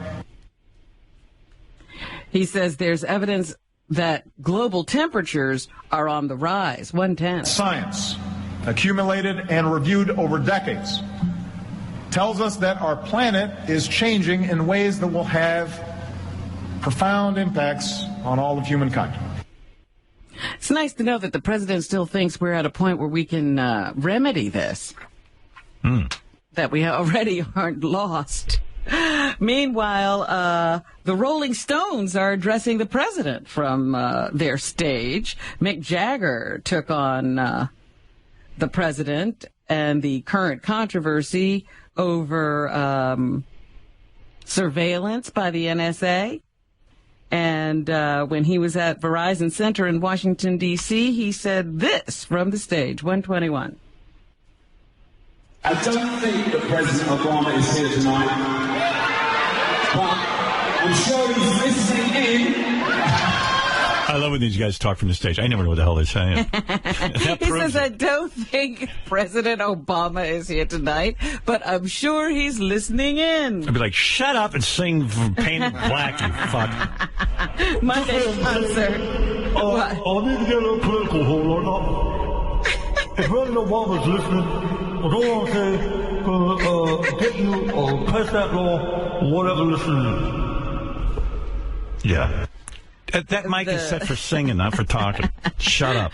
Monday's concert wrapped up the Stones' North American 50 and Counting tour. Right. They're headed back to Europe, where they'll continue. Very good. Fucking talk like that, they'll have you working at McDonald's, Mick Jagger. He sounds like, what's your order, please? Fries, hamburger, cheeseburger. Would you like to supersize that? Sir, you did not say bacon with your hamburger. I beg to differ. All right, anything else, Robin? For the first time, Anthony Weiner, who left Congress in scandal, leads the Democratic field in the race for mayor in New York City. The new Marist NBC Wall Street Journal survey gives Weiner 25% compared to the 20% of Christine Quinn. This New Yorker says she'll actually vote for the congressman or the former congressman. 112. Yeah. Well, the thing is, there was a sex scandal with no sex. Right. So, really wasn't a scandal. Yeah. And he made a mistake, and people forgive Bill Clinton. He has served in public office for many years and done a good job. Yeah, I mean, he didn't even get any, he didn't actually get laid. And she points that out. She goes, look, there wasn't even any sex. He's so thrilled. Hold it against him. Yesterday he was campaigning naked. Guy was totally nude. He's like, people don't give a shit. Look, here I am, big cock and all. Your girlfriend Miley Cyrus has a new album coming out, so she's out promoting. And I guess the new single is something she did with Snoop Dogg. And she told Jimmy Kimmel last night on Jimmy Kimmel Live how they became such good friends. 1-1. Her and Snoopy.